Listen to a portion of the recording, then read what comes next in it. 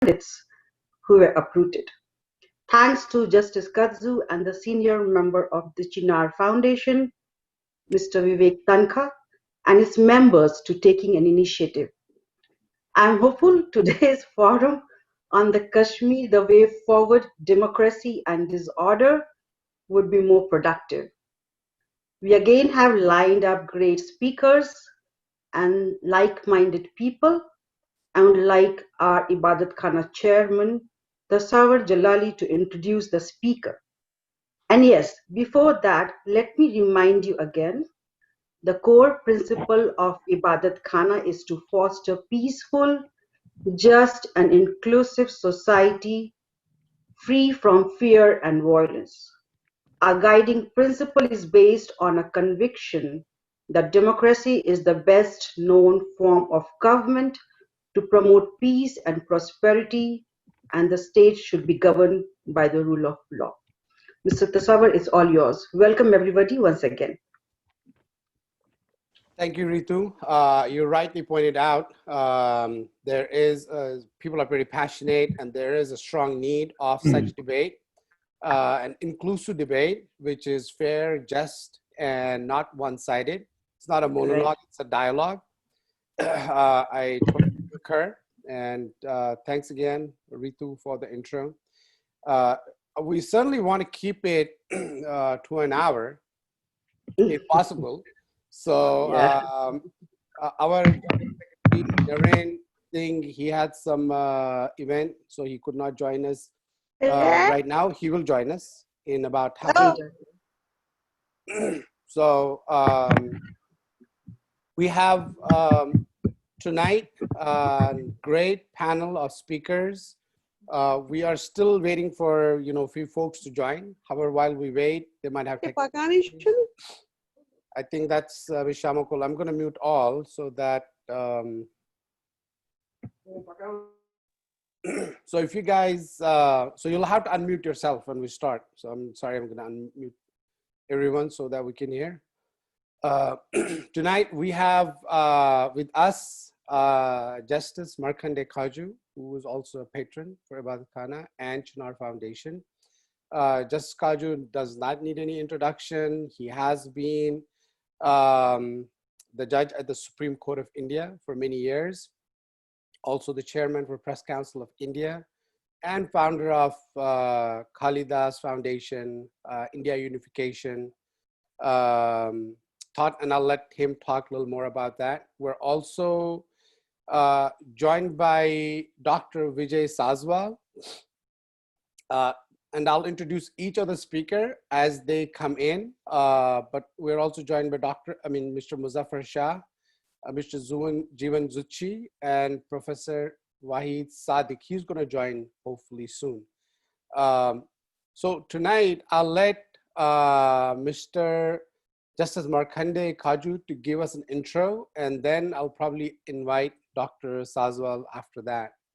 And I'll introduce them as well. So Justice Kaju, I think the topic tonight is we discussed Kashmir, the way forward, how issues are being handled, if there are any issues in Kashmir, especially after August 5th, 2019. Are they improving? Was 370 the right thing or the wrong thing to remove that?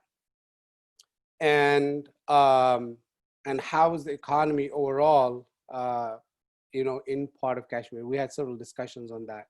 So I'll hand it over to you, Justice Kaju, and so that you can enlighten us with your views. So Justice Kaju, you have to unmute yourself. Let me see if I can unmute.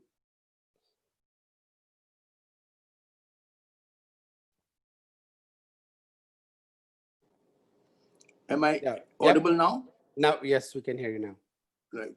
Good morning, everybody in America, and good evening, everybody in India.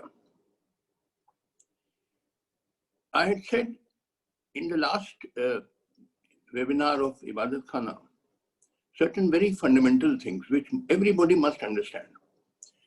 See, it is in the nature of things that in every society, in every country, there will be some grievances among the people.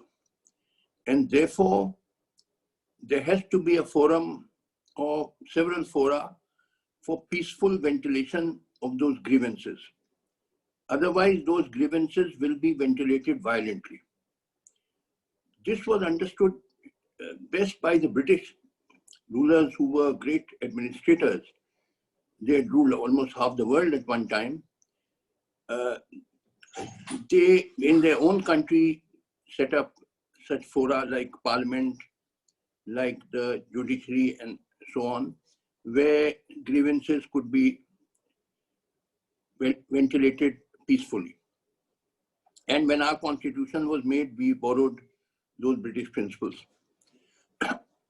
What has unfortunately happened from 5th August 2019 is that these fora have disappeared, where people could ventilate grievances peacefully.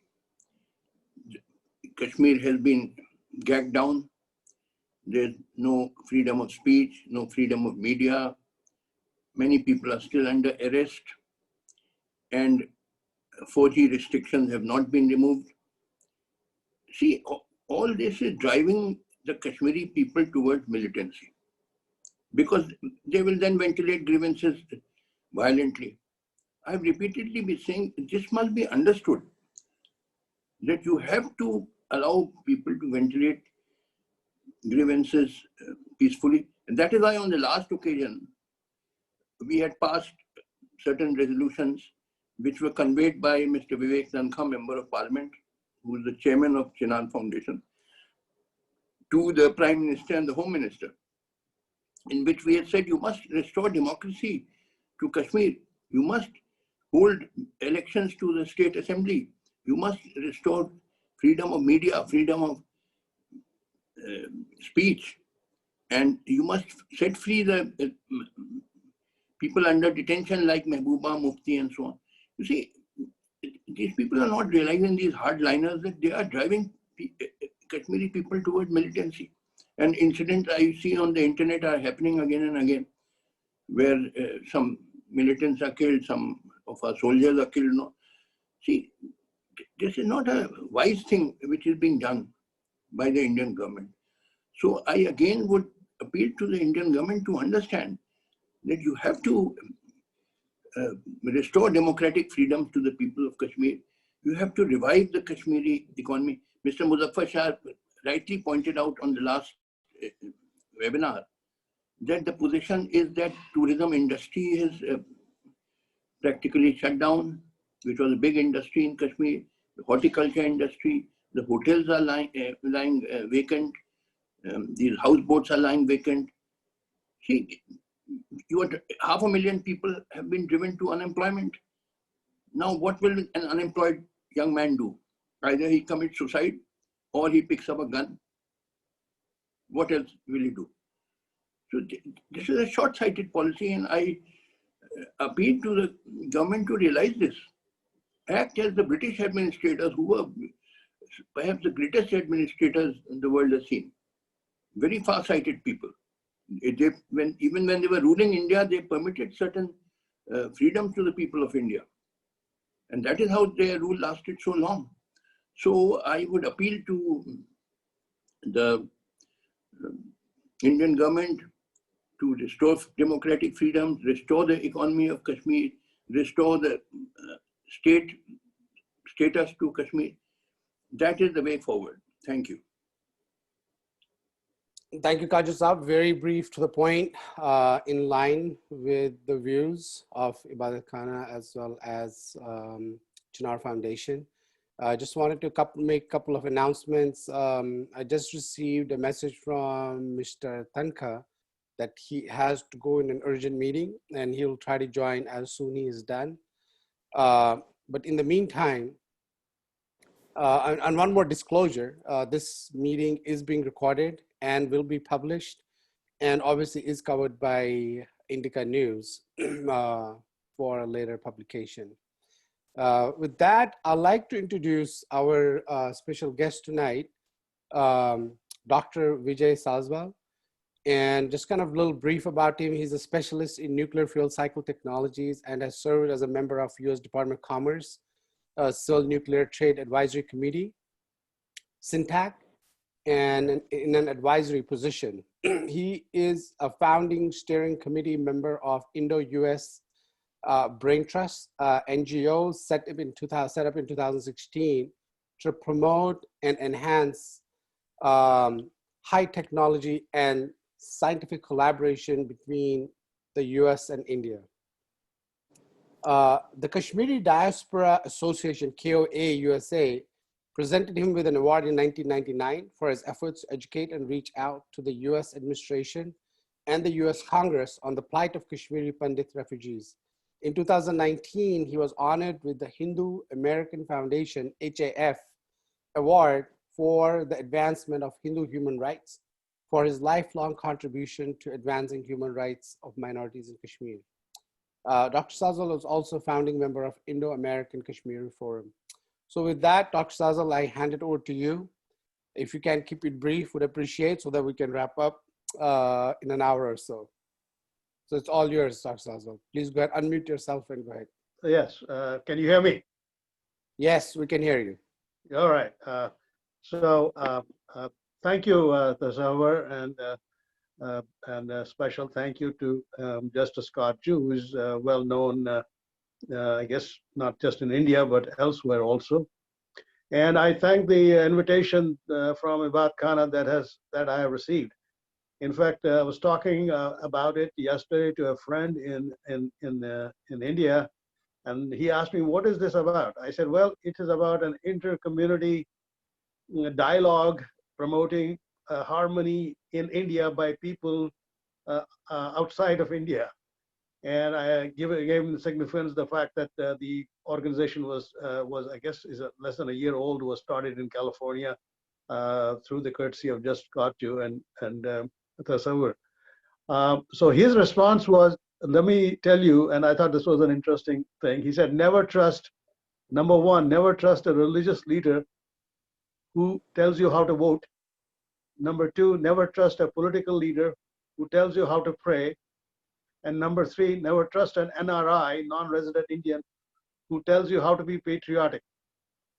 So with that, I told myself, it's a very historic name, Ibaadatkhana, and my view is, as much as Just Kachu has talked about England and its role, I think in general, the Western democracies and Western nations, the quality of life is in fact determined by how the majority treats the minorities.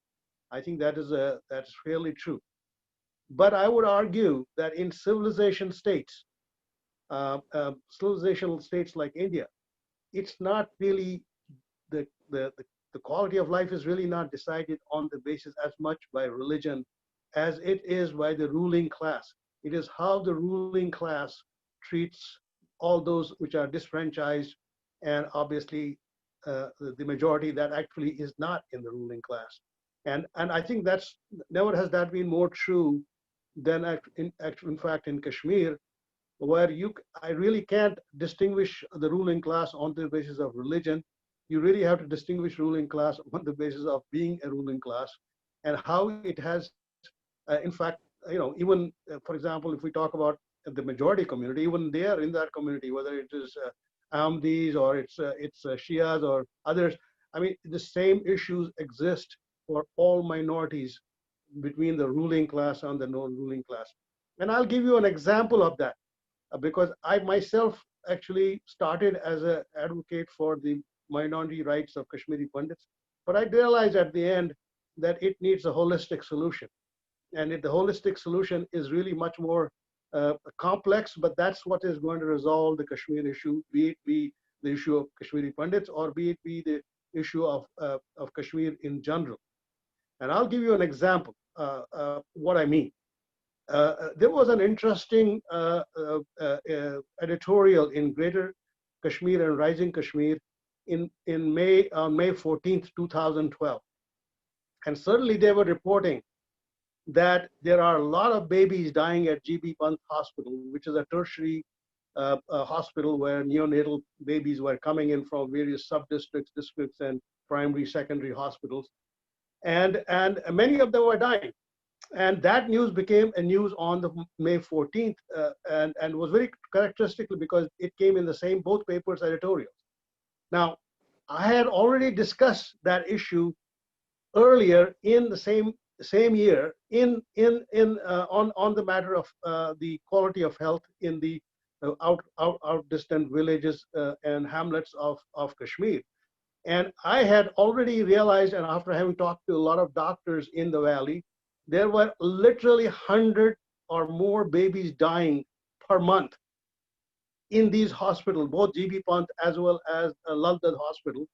Before that, in 2011, there were 100 babies per month dying. There was not a single editorial. There was not a single comment. Nobody in the civil society of Kashmir, which was obsessed with politics, would care for the quality of the meager healthcare in the distant, remote villages of Kashmir. And certainly, a predominant family's child had died at GB Pant, and suddenly it became a news. So what I'm saying is, when the ruling class got affected, then it became a news. When the people in remote villages were dying, their babies were dying, nobody gave a damn. So we have to remember, we are talking about essentially the quality of life that is determined by the ruling class and not necessarily by those who are in a majority community or a minority community when so far as Kashmir is concerned. So the question then becomes, the topic for today is democracy and disorder. It's a very interesting topic because, quite frankly, it is, in my view, the two sides of the same coin. As much as people would like to blame disorder for something like stringency in democracy, but the truth of the matter is, it's like half full or half empty, glass being full of glass being half empty. And what, in other words, how much of the, when do the freedoms give you the liberty to actually create anarchy? And we have seen that. I'm not going to give you instances, but there are instances in India, there are instances in the United States, there are instances in other democracies. You do get to the point, and at the same time, where do you see, the Constitution, which gives you essentially a certain degrees of liberties and freedoms, and to what extent you can also exploit them. So I think the issue of democracy and disorder is really very interesting. But going back to I forgot the point, but going back to the Ibaadatkhana, I would argue when Akbar was sitting in Fatehpur Sikri, who created this Ibaadatkhana, I think he was more talking about, quite frankly, how to get my hardcore Sunni courtians to basically accept Deen-e-Ilahi religion, and he was probably having some Rajputs with him to essentially get that along. So it was, again, I think Ibaadatkhana itself had an issue of really the ruling class have not being open-minded at that time to the idea that that Akbar was trying to promulgate. But it's ironical that the name kind of rings bell in me, because I do know how his courtiers absolutely did not want to encourage him with Deen-e-Ilahi. But here we are now today talking about this odd couple, democracy and disorder, and quite frankly, India. I think V.S. Naipaul put it best in a 1990 book, which is titled "India: A Million Mutinies Now." I mean, India is a country of a million mutinies, so there is always things going on. Of course, Kashmiris tend to think, being in a sort of bubble, that all the problems are really theirs and theirs alone, and everything else is going on all right, and it's just that they are the victims, they are being victimized, and a part of that problem is the bubble that the intellectuals of Kashmir have stayed in. They really can't see beyond the boundaries of their own state, and so their level of grievances become an exercise in polemics instead of nation building, which they have not unfortunately done. And then, of course, you cannot have an honest debate within Kashmir. I mean, this is one of the sad tragedies that we see.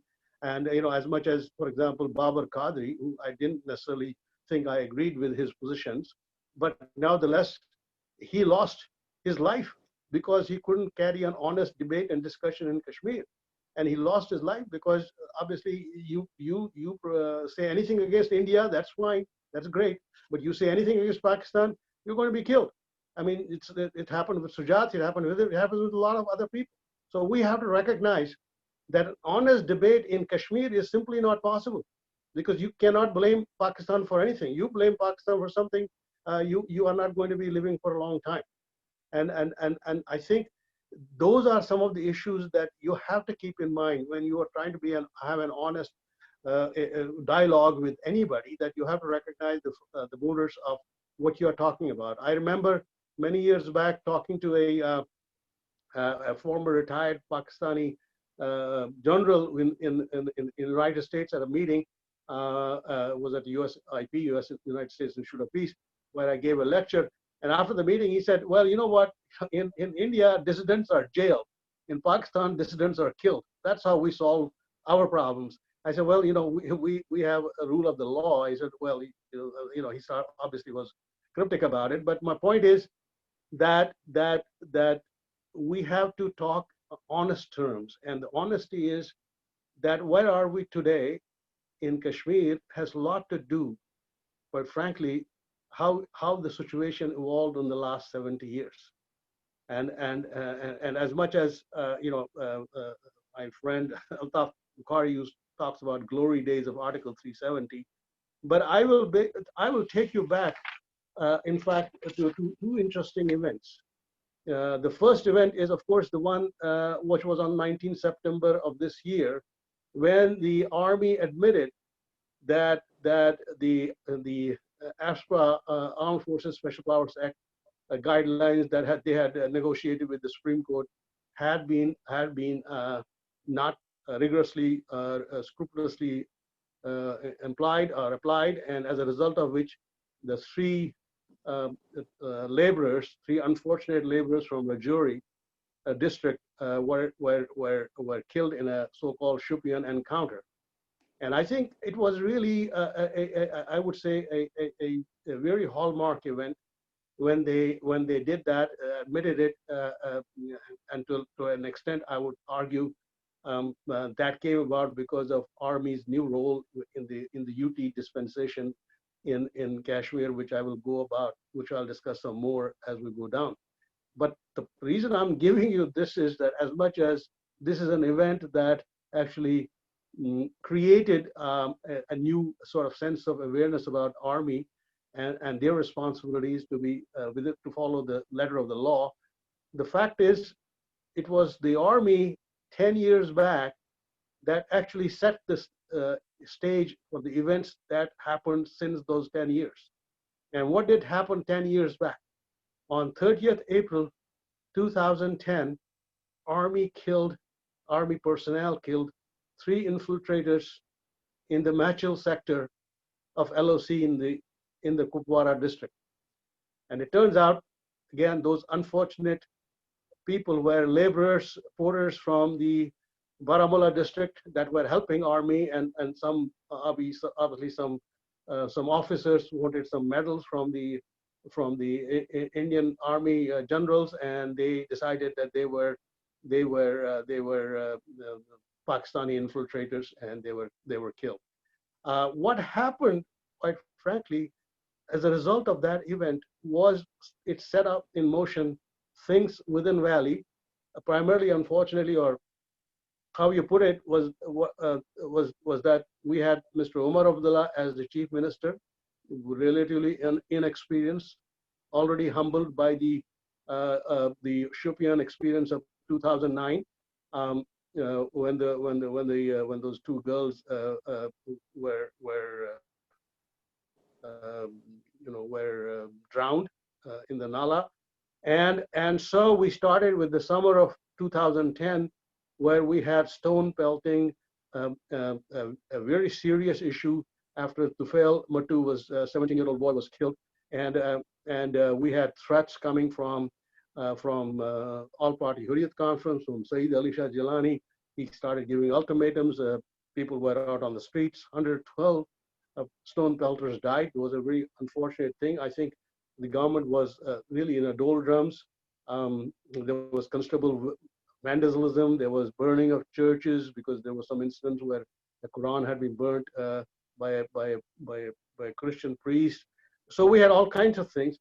But the interesting thing is that there was this continuous feeling at that time in the intelligence community that these things were primarily driven by Pakistan, were primarily driven by All-Party Hurriyat Conference, and between the two of them, they were pretty much running the show and creating the mayhem and disorder.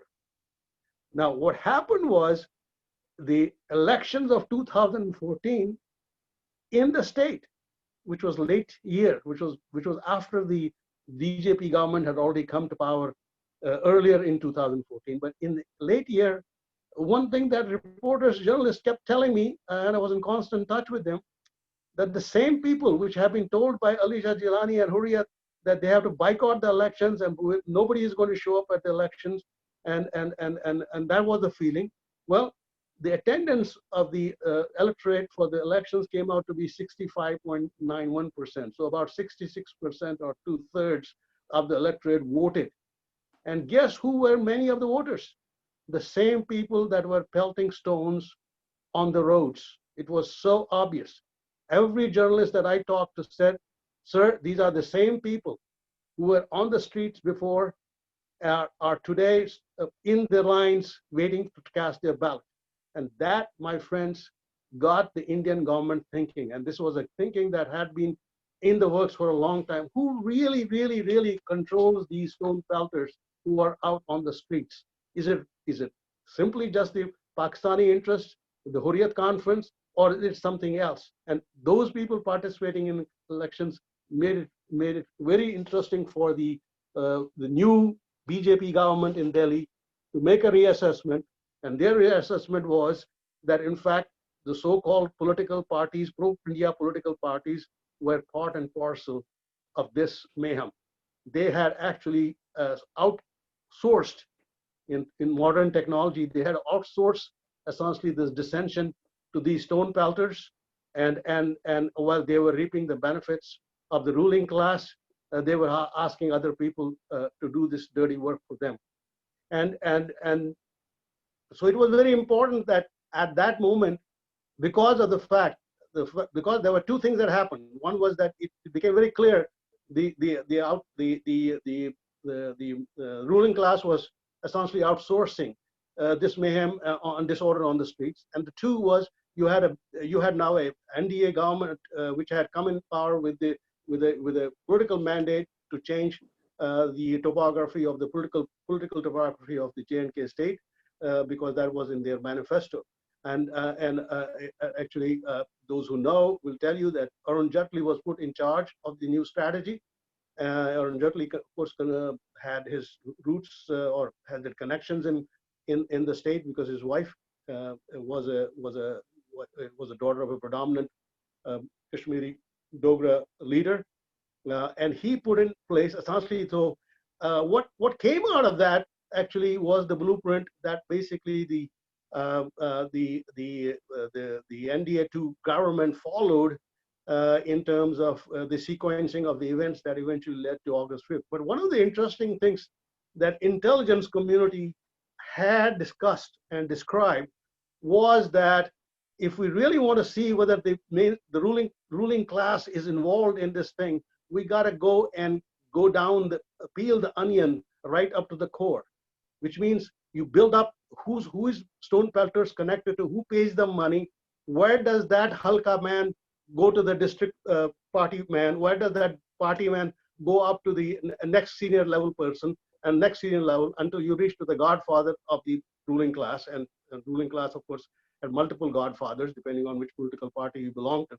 And at the end, so the argument on one side was, Kashmir is going to be on fire. Kashmir is going to burn. Leaders have threatened that blood will flow. Thousands, lakhs people will come out on the streets. The hands will be cut of the people who try to do these kind of things.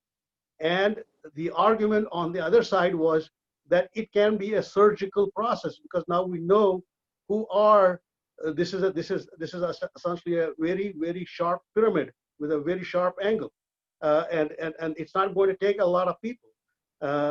So as much as people in lakhs have come out, usually many times in Kashmir. I mean, there have been hundreds, thousands of people with the same amount of security that we have had for the last 5, 6, 7 years in Kashmir. That has not stopped people from coming out on the streets. But what happened was they made the surgical strike. They essentially took about, I think that at the end, almost 6,000 people were arrested.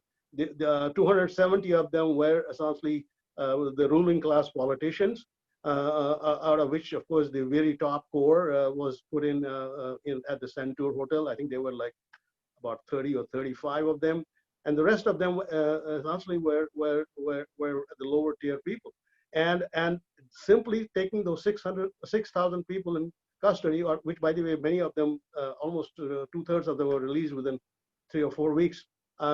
Did it? They actually proved the ruling class is very much invested in the mayhem and disorder on the streets, because that 6,000 class basically made sure nothing happened. There was shock and awe. The people who would normally be out on the streets wouldn't be. And it was very interesting because I was in the valley in November and December of 2019. I met with a broad section of people, university professors, journalists, other intellectuals, NGOs. Everybody was talking about this was so certain. And even more surprising was the reaction, because they were all out. I mean, as much as the narrative was that nobody can talk, the phones are not working. I mean, I was communicating from my hotel, which was Radisson, near Old Broadway, to Senator Sherrod Brown's office in the United States. There's nothing wrong with 2G services. 2G services simply means your download speeds are different. It doesn't prevent you from, even today, you can do you can do Zoom and other things from the Srinagar, even though Srinagar doesn't have 4G.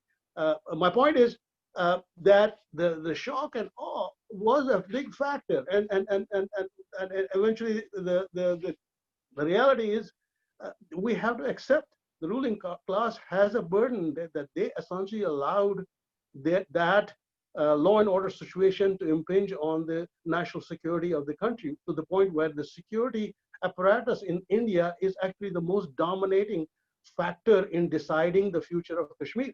It's sad. It's not in political hands as much as you like to think of it is. It is, in fact, in the security people's hands. And previously, there was a feeling there was a security people, but they were the duller types who would come have a scotch with the ruling class and go back to Delhi and say everything is going on well, things are okay. We had a great chat. That is gone, my friends. The security apparatus that is dealing with the situation today belongs to a different group of security interests, and from their perspective, more has to be done, and I'll address that in my closing remarks. So I would argue that is the first element that really created the situation that eventually BJP did at the end of the day go where it was. But to me, actually, the more important element is the malfeasance of the ruling class. The political class, quite frankly, people as much like to talk about 370 in terms of the erosion of autonomy and this and that. The fact of the matter is that the thing that where Kashmiris in general were disappointed, Kashmiris like me, where I really thought by giving autonomy to the state that you would actually create an enlightened people that will essentially have a human development and social development along the lines. What you created was a legislative assembly that was utterly corrupt, that essentially passed laws that only benefited the few, that whenever they passed the laws lacked transparency, lacked openness, lacked governance. So the entire, so it didn't matter whether you were in the ruling party or out of the ruling party. The fact of the matter is this was all a clique working together, essentially to create things that would be very different. I joined, I can tell you, in 2002, after the Indian Parliament passed the RTI, I joined a group that was created to in Srinagar, actually in Chadura, Badgam, by Raja Muzaffar Butt, who actually started the RTI movement in Kashmir. I joined that group. Wajad was one of the essentially guidance people. And we saw how the legislators started manipulating the Indian RTI Act to remove all the elements of, accountability, transparency, ease of submission of the RTI forms. I mean, everything was messaged around. So the first law was passed in 2004. Then we worked again. It was redone in 2008, and finally the last version that was working before the UT was 2009. I mean, and this thing happened everywhere. All the laws you look at. I mean, here's an interesting one. Everybody knows in Kashmir the education was free, but people didn't realize that Kashmir the education was not compulsory and free. It's a subtle difference, compulsory and free. So what you had is essentially the ruling class was able to afford the education all the way along, but the people in general, out in the villages, when you have to look at the depleted health situation of those schools, of those health centers. I mean, this is the government that 70 years has been talking about development, and when nothing was trickling down, the trickle-down economy never went outside the ruling class and the people, I would say, in English-speaking community of Kashmiris. They basically out in the villages, the situation never really changed. So Article 370, in my mind, has nothing to do with whether you can buy the land or you don't buy the land. I think it has more, to me, it's more like the fact that there was a mafia of a ruling class together, and that ruling class essentially subverted the thing. I mean, it was very interesting. There was no laws against women's domestic violence. There were no laws against transgender or Dalit rights. There was nothing about minority. I mean, I can go on and on. My point I'm making is the biggest element that impacted the 370 as far as the Kashmiris are concerned was the nature of the laws that were passed, and these were basically victimizing those who are disfranchised and those who are poor and those who are at the bottom of the food chain. And so it was basically I mean you could see it. I'll give you another example. The Comptroller Auditor General of India, CAG, by law is required to submit annually reports on the state of Kashmir's government sector, government departments, as well as the public sector units, PSUs. And every year that report, if you look at it, you go back as many years as you want. If you look at it, you will find that it basically says there is no accountability. Nobody knows how much money has been spent, how it has been spent, who did it go, how many jobs were created, how many temporary jobs were created. Nothing is there. And you would think that would be a subject of discussion in the Legislative Assembly. Now, how did they handle it in Legislative Assembly? They actually, everybody, it didn't matter whether PDP was running the country or National Conference or even Congress when Mr. Azad was there, it didn't matter. It would always be submitted on the last day of the budget session, which is, by the way, a half day, and at which time nobody would read it because everybody is giving farewell lectures or speeches at that time, and then it would be released to press, and then everybody would take stories out of the CAG report to show how much corruption happens, but not once was it ever discussed. Now here's an even more interesting part. I had an opportunity to meet with Mirwais in Washington in 2005. I met him a couple of times, but let me address this particular meeting that I had with him. In that meeting, I told him, if you really want to make an issue of the ruling class in Kashmir, of these political leaders that you basically think are pro-Indian lackeys, why don't you take a CAG issue as to why the Comptroller Auditor General of India's reports are not discussed in the Assembly? Why they are not discussed on the basis of how malfeasance is taking place at all levels, to the point where Transparency International of Germany basically rated as the most corrupt state in India. And his answer was, no, that is an Indian government intrusion in Kashmir. I am not going to support such an activity. So you can see, because they themselves were actually part of that ruling class. I mean, a call from Sayyid Ali Shah Jilani or Mirwais to the power authority in the valley never got challenged. They would do whatever those guys wished them to do. So it was all a cabal that was basically running together. Now, am I making these things independently? Am I right, wrong in these issues? Well, let me tell you something.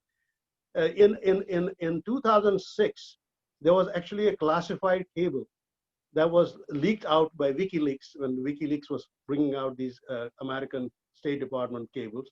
And this particular one dealt with David Mulford, who was the American ambassador to India, in a confidential note to Washington on February 2006. And I'll read it verbatim.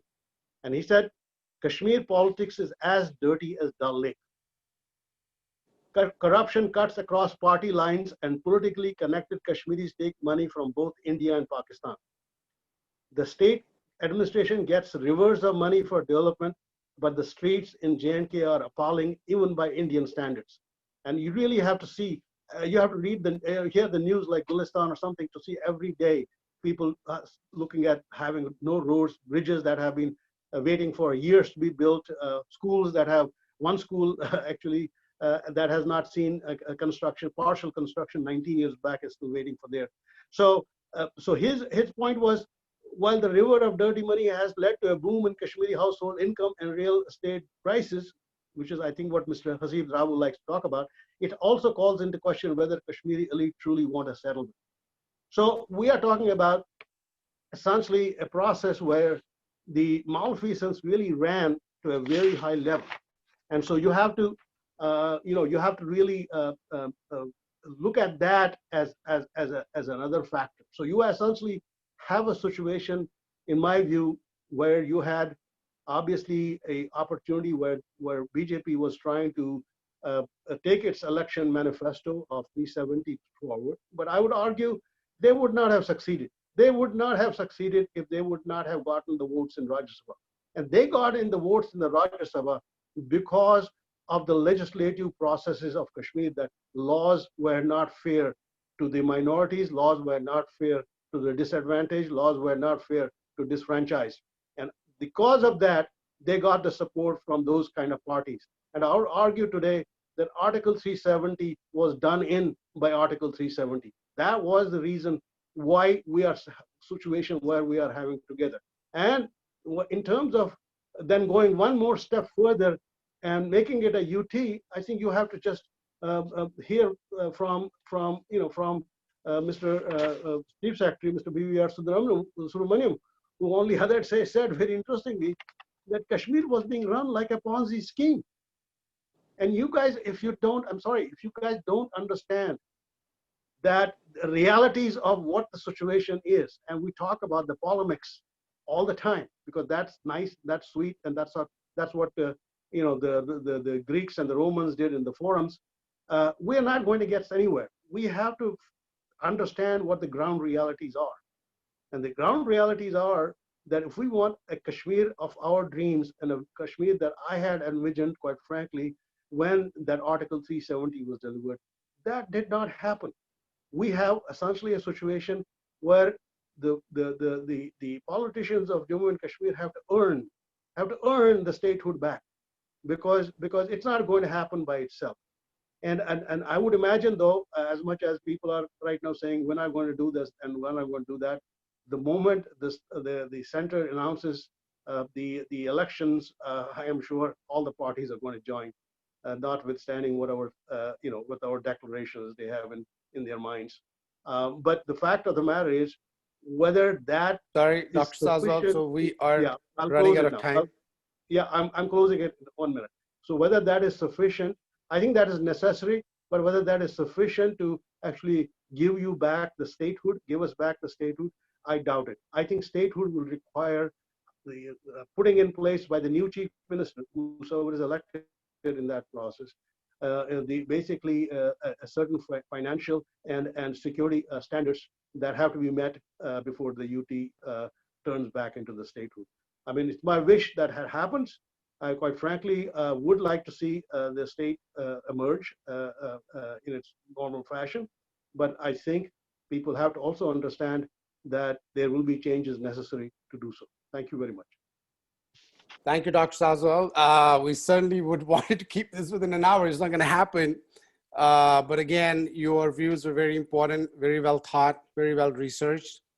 And thank you for that. I just wanted to kind of add to your friend's note, who you spoke to last night, that NRI is not patriotic. So that puts you out of the patriotic league as well. So, and I'm sure you are definitely patriotic. In terms of Ibaadatkhana, the concept was not Deen Ilahi. It was a concept of Sulh Khul, That was kind of concept to bring everyone along. And we must not forget the basic root of nations, religions, is to serve humanity, right? To kind of bring in peace, bring in order, bring in justice. We cannot expect good from the people where we do not do good. We cannot expect justice where we are not just. Like Ernest Gellner says, nations are created where they just don't exist. So the core principle of the nations, whether any nation on the planet, is to provide justice, equality, and of course, equal economic opportunities. With India being one of the largest democracies, justice must be served. But I'm sure there's going to be a lot of questions with a lot of speakers. And we have a lot of actually folks who have joined us today around the world, from Germany, from London, from India, from US, and would like to keep this debate interactive. So with that, I wanted to kind of, since you set the stage, I think you had a lot of raw material for Mr. Shah. Mr. Muzaffar Shah is Senior Vice President of Awami National Conference. He also happens to be the grandson of Sheikh Mohammed Abdullah, and also happens to be son of the former Chief Minister, G.M. Shah. He is very politically active with ANC, and also is an entrepreneur. So with that, Mr. Shah, you heard Dr. Sazwal, his opinions. He is definitely thinking or stating or alluding to that ruling class, which is mainstream politicians with the National Conference, PDP, to some extent were responsible for the mayhem and the disorder in the state. And he also believes Article 370 was done for good, and it'll bring peace and prosperity in the region. So I'd like to hear your views and rebuttal to his thoughts and opinions. With that, I'll hand it over to you, Mr. Shah. You're muted. Shah Sahab, you're muted. Unmute. Is it okay now? Yep, now we can hear you. Thank you. Thank you, Tasawwur. And good evening and good morning to all the panelists. I heard Justice Karju, his brief but very to the point remarks, and I agreed to whatever he said in a very short speech that he made. And as far as the next speaker, Mr. Sazawul, I have seen him for the first time on the debate here. And while he was speaking, I was thinking that, well, he's talking more like a BJP man or an RSS individual, rather than a gentleman from the state. But nonetheless, he has his views. He's absolutely welcome to his views. And he was, I believe, in Radisson. Though I would first like to say, and I'll be very brief, because almost 1 hour is over. The subject today is the way forward. And like our Honorable Justice Karju was very clear in what he stated. He talked about the restoration of status, elections. I mean, those are from his point of view, as his experience says. My dear friend Sazawul, he just was talking about 370 and history and all, and I somehow did not go with his views. I'll tell you why. But I would really like to know from him also, and from the other speakers, that we are today talking about what are the ways forward. You have not said anything on the way forward. You are just blabbermouthing whatever has been fed to you. That's all I can say. And I believe he was in Srinagar in September. And that too, staying just 1 minute walk from my residence. Not even 1 minute, in Hotel in Radisson. And we were under arrest at that time. Illegal, unconstitutional, undemocratic, and illogical arrest. I can say that. We had no access to telephones. Forget 2G, there was no G, absolutely no G. And the place he is talking about that had special access from the government of India for special people to talk anywhere in the world. And at that time, more than 1 crore people, 10 million, were under a political lockdown, an economic lockdown, and a communication lockdown. My dear sir, how you got to talk to people you know and your friends will know who had put you up in Radisson. I don't know who they are. Second point, we talk about these Matsil encounters. We talked about this Rajouri killing and killings of 2010. Well, you know why those killings happened? This is basically for, Mr. Sazabul was very right in one point, basically for medals, prize money, and promotions. And you know what is happening today on the ground, sir? We are corrupting our youth,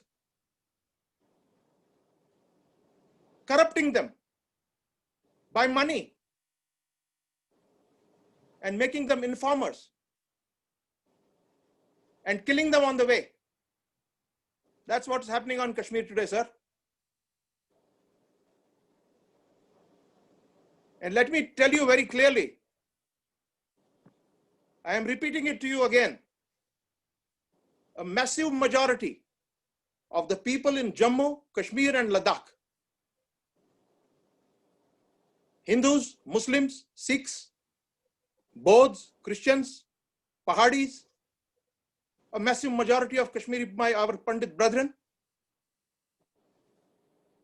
they have seen what has happened in this last 1 year. And they all want 370 and 35A back, period. Nothing less, nothing more. Let me tell you that. You can hold as many elections as you want, please go ahead. That will not settle the issue. That will spread the cancer, but not cure. That is the ground reality on Kashmir today. We have a freeze, economic freeze here, which has started from 5th August, unfortunately. Earlier, there were 2 parties to the dispute of Jammu and Kashmir. That was India and Pakistan. Forgetting the principal sufferers of this dispute, the Hindus, Muslims, Sikhs, Kashmiri Pandits, and all, us and you, all together. As the main party, the main principal party of this dispute is the people. Jammu, Kashmir, and Ladakh on both sides of the line of control is for the people, sir. It is not for the land. Both our countries, and I repeat, both our countries, India and Pakistan, they couldn't care 2 hoots for their people. They are there to grab the land, that's all. Let's be very open and very clear about it, without hiding anything. We know what happened in summers in 2010. And my dear sirs, I have seen the governments functioning very, very closely. Unfortunately, you talked about CAG reports. I have seen my grandfather's, Sher Kashmir's government working, wherein my father was one of the main ministers, at number 2. I have seen his government working very closely. Never were CAG reports done on the last days. What are you talking? And who are you selling this story to? This is all nonsense and humbug, I can tell you, sir. My apologies for saying like that. Absolutely ridiculous statement you have made. that CAG reports were made on the last day of the session? Which government? Can you pinpoint it?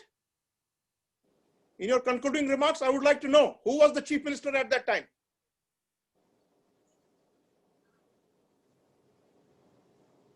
I would like to know that from you. We are here to see what is the way forward. We are not here to put petrol on the fire, which is already raging here. It has consumed 100,000 lives. 200 to 300,000, almost 200,000 to 250,000 Kashmiri Pandits out of their homes. 20,000 widows. 25,000 half widows. 30,000 orphans. Killings every day. You're not talking about that. You're talking about 370. 370 is a constitutional guarantee. 35A is a constitutional guarantee to every Hindu, Muslim, Sikh of Jammu and Kashmir. What are you saying?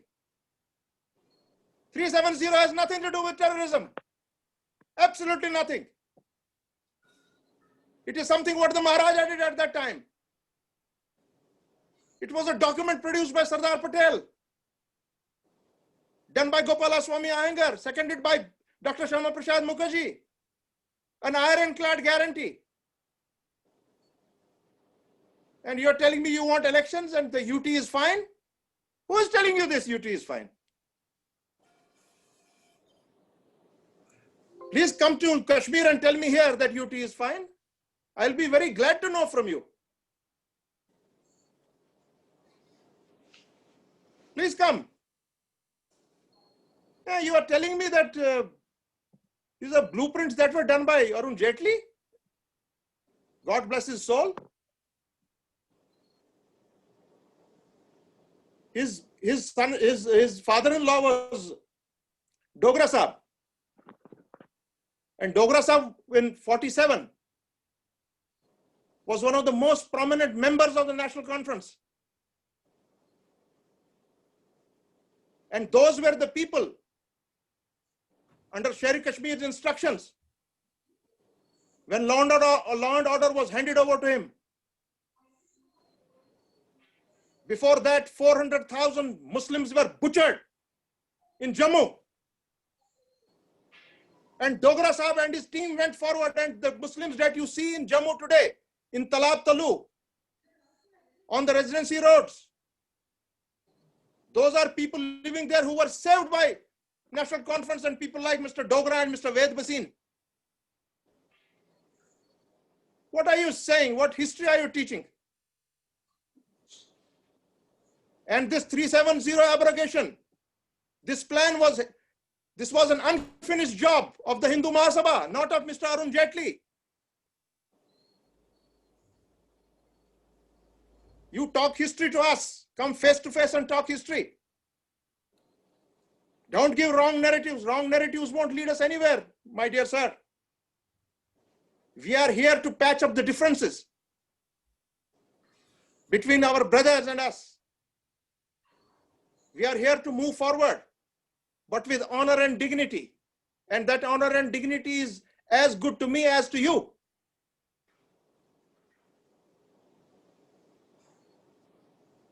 The points that you have raised in this, I'm sorry. They are bordering to lies. I can tell you on your face. Don't lie on international conferences.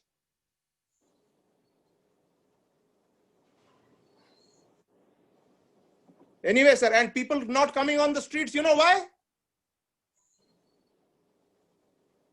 Because we did not allow them to come on streets, and we will not allow them to come on streets to be killed.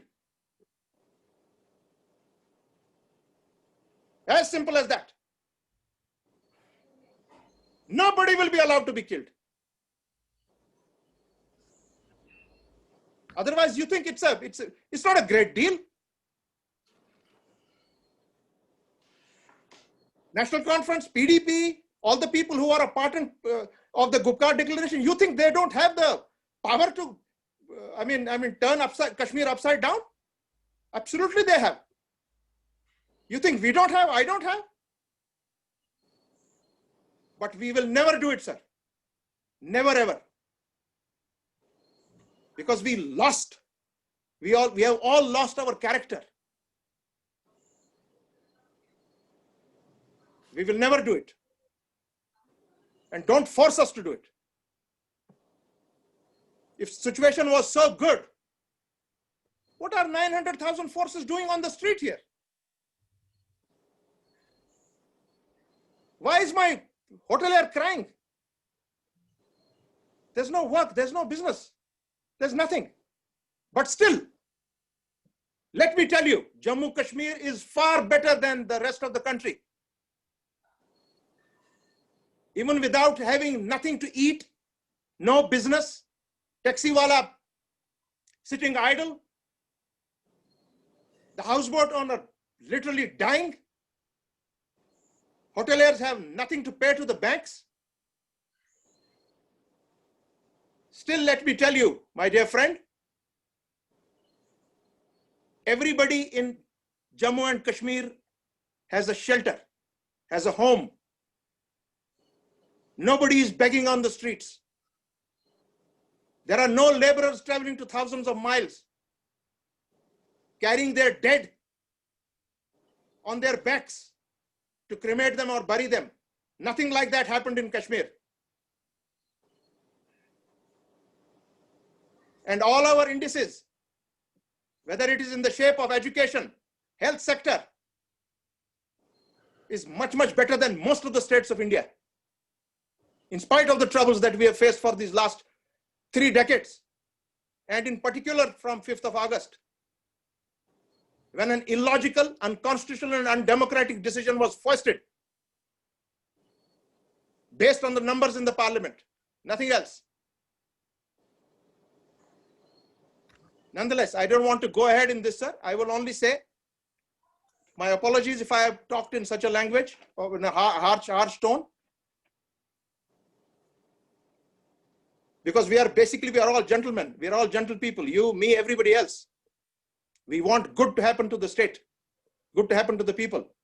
But let me tell you, Tasawwur Saab, and to my learned and revered Justice Karju and all the panelists, way forward, leave us alone. That's number one. Number two, reverse the decision of 5th August. The decision of 5th August made China to come almost cracking onto Ladakh. That is what happened. And it's a fact. You never know, God forbid, any time it can go up in flames. Since 1947, we are being bombarded. Jammu and Kashmir people on both sides of line of control are being bombarded. Those bombardments have not stopped. Even when I am talking to you right now, in Poonch, there is a full-fledged, almost a war going on. That is the ground reality, sir. You don't give me all these figures. The realities are what I am talking to you, and let us face realities. Demilitarize the valley. We don't need 900,000 troops. In spite of 900,000 troops with AFSPA in force, we are having killings and deadly, disastrous killings. Not only your Babar Qadri, not only the 3 boys from Rajouri. We had a woman shot dead in Batmalu.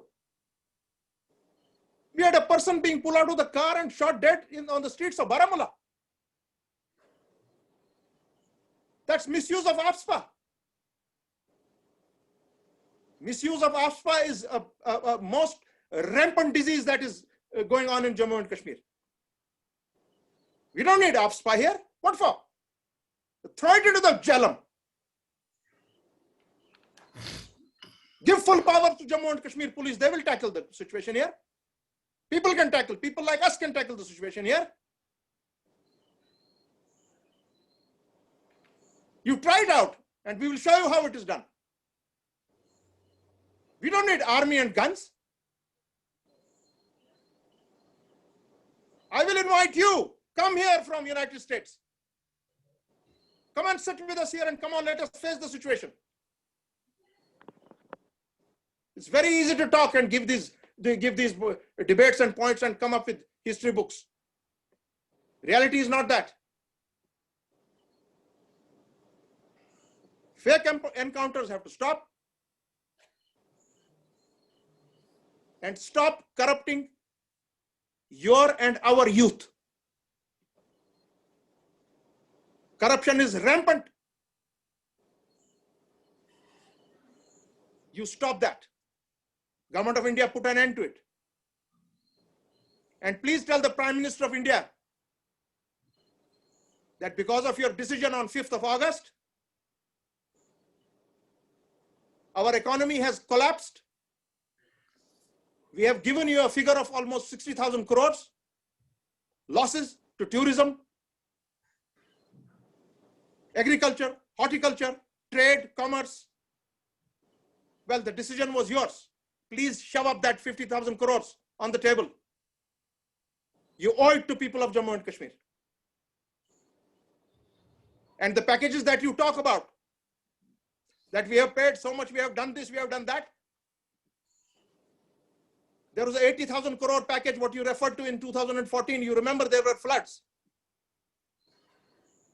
We are ourselves, I am myself, a victim of that devastating flood. 23 feet of water in my home for 2 months. Government of India fixed a package of 80,000 crores. Jammu and Kashmir till from 2014 till now has only got 29,000 crores. So another 50,000 crores due. Please pay that money and pay the money of the decision that you have taken, this unconstitutional and illogical and irrational decision. Based on brute power in parliament, nothing else. Had you put it to the Supreme Court, you would have lost that. Please help us out to get that money. That is due to me, due to you, due to our children. That is my way forward, sir. Thank you very much. Thank you, Shah Saab. I'll let Dr. Sazwal respond later, but I just wanted to kind of remind, I think it's a wonderful points. Dr. Shah Saab, you're right in the ground zero. We have a lot of panelists, intellectuals, accomplished people on this debate tonight, and would like to give everybody an opportunity to keep this debate interactive. Now that Mr. Shah has given his rebuttal and his answer from ground zero in Kashmir in response to Dr. Sazwal, I would like to obviously open it to our next speaker, Mr. Zucchi. However, before I bring Mr. Zucchi and introduce him, there are a couple of hands raised in the audience. If anyone, I also saw a note from Mr. Vijay Dar. He says that those people were victimized by Pakistani agents. Way forward is for Pakistan's influence to be neutralized. And there I see a discussion between Mr. Asif Abdullah, Irfan, and Athar Ilahi. And you can say that. But right now, I have a hand raised from Dr. Ghazala Sharif. She's a professor. She's a law student. Please extend the time. Tasawwur, please extend the time. 1 hour is too short. Last time you had it for 4 hours, so this time it should be at least half that time, at least 2 hours. we will, sir. I think the debate has just begun because we want to give people, because I see we have Bindu from Germany, we have folks from different parts of the world. We definitely want to give everybody an opportunity to at least put forward. At least 2 hours. We will try. We'll definitely try to keep it within 2 hours for sure. So I have Dr. Ghazala, her hand is raised. Please unmute yourself and bring forward your point. Yes, hello everyone. So I couldn't agree more with Muzaffar sir. So my points are like, when Vijay sir talked about people are throwing stones, they are being paid for it, and Pakistan agencies have their role to play in that. So my point is that why are they throwing stones? Why were they throwing stones? If they were throwing stones, what was the reason for that? Have you looked for that reason? When you talk about that people, a person who is throwing a stone is being paid a very nominal amount, maybe 200, 300 or 400. Why would a youth put his life at risk and go, play with his life for just 500 rupees? My question is that have you ever thought of looking into that matter, that people who are very much educated are throwing stones? What is the reason for that? First thing, you should have looked into that reason instead of bragging about what BJP is doing and all. I'm sorry if I'm being rude. So that is my one point. Second point is, when Vijay sir talked about 2G services were there in Kashmir when Article 370 was abrogated. So let me tell sir one instance that there was no service at all. At that time, I was in Delhi, and my brother has left from Jammu. He had left from Jammu to Kashmir. So until Banihal, I was in contact with him, and I had this, I presumed that he might have reached home. So after 6 days of this abrogation of Article 370, I'm getting a satellite call from my another brother, and he's asking me that whether my brother has actually left Jammu or not. So I did not know what to do in that situation, and I was not able to contact my family or anybody at in Kashmir. So finally I contacted Karju sir, and it took us almost 10 days to actually reach out to the police station in my area, which is Kupwara, Vilgam, and then to figure out where he had been. So almost after 15 days, he could reach his home, and we were not in contact. My family was not knowing that where he is, whether he has left from Jammu or not. So that thing I would like to say that was a you were misguiding people. Actually, there was no connectivity in Kashmir at that time. So if you talk about that, and when you talk about 2G services equally, that is equal to 4G service, it's not being impacted at all. You can make a Zoom call, or you can do online debates and all. It's not like that. Being in this conference, I got disconnected so many times just because I'm using 2G service. And one more point I would like to add, I'm a teacher. I teach people, and people who are right now in other parts of India, like Delhi, Mumbai, elsewhere. They're not in Kashmir. Not even a single student in my class is from Kashmir. So being a teacher, I personally feel, I personally face so many problems. Like I have to, I cannot even download my recorded lecture.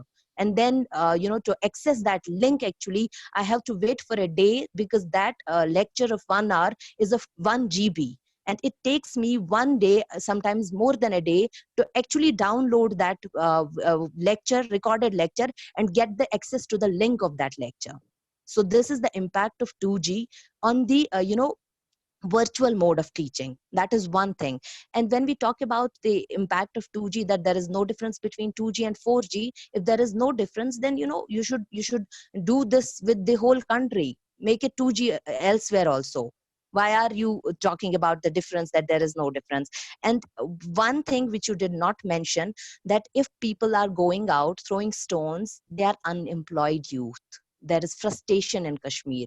There are people who are suffering from psychological impacts. If we talk about statistics, we can talk about, in 90s, there are recorded facts that in psychiatric hospital of Renawari, doctors would see only 300 patients during a year.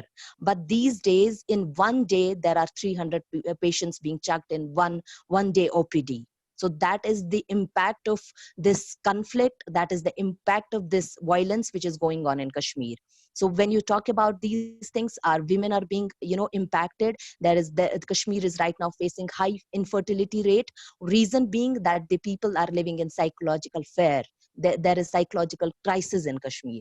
So these are the facts, which are actual facts, which we need to address, rather than talking about what BJP has done, whether they have done something good to Article 370 or not.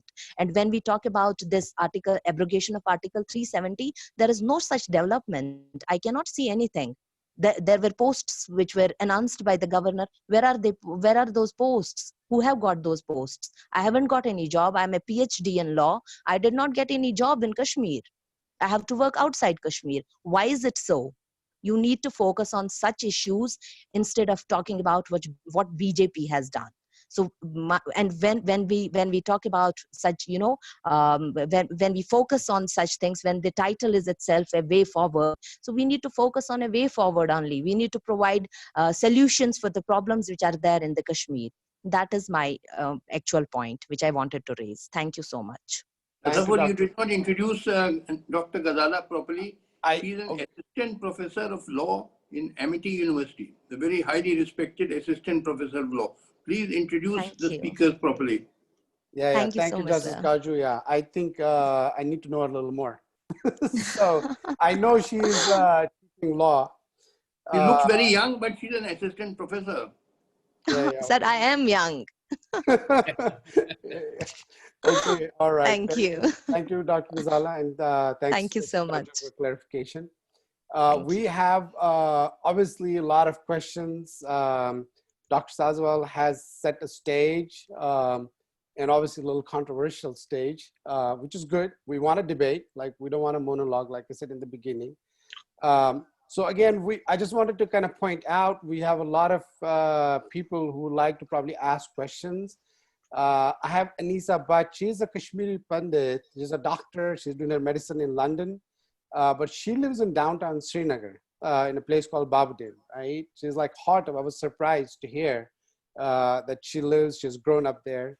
I have Mr. Pulani. He is also the founding member of Chinar Foundation, does a lot of journalistic interviews. He did a recently interview with Dalai Lama. I have Mr. Dar. I have Ms. Shamakul. I have also Mr. Asif Abdullah, who is also the founding member of Chinar Foundation, of which Mr. Tankha is the chairman. Unfortunately, Mr. Tankha has not joined yet. He may. We have Mr. Sanjay Sapru and a lot of really great people. And actually, we have Shiba Hafiz. She is a Kashmiri based in US. She has not been able to join. She's joining us today. And finally, Naren Singh, who is the General Secretary of Ibaadatkhana, is online as well. So before so let me introduce Mr. Zucchi. Hopefully I do a good job right now introducing him.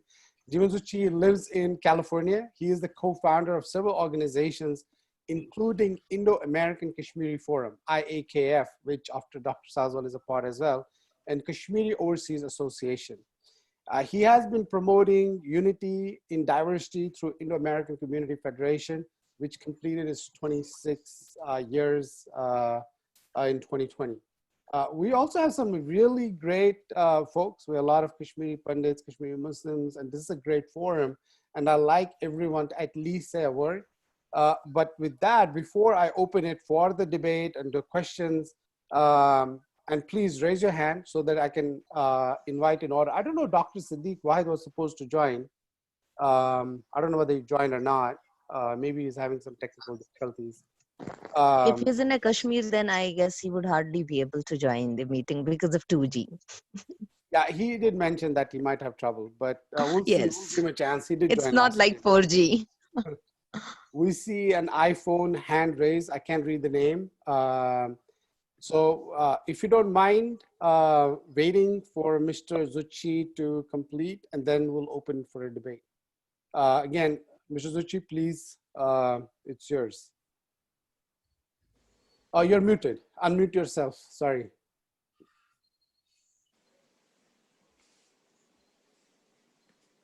Okay, can you hear me now? Yep, now you are connected. Audible. Wonderful. Wonderful. Well, we have a wonderful debate going on, and I'm really, I would like to commend the organizers for creating such a balanced platform where everyone can speak their mind. You know, the public anger over the inequitable effects of technology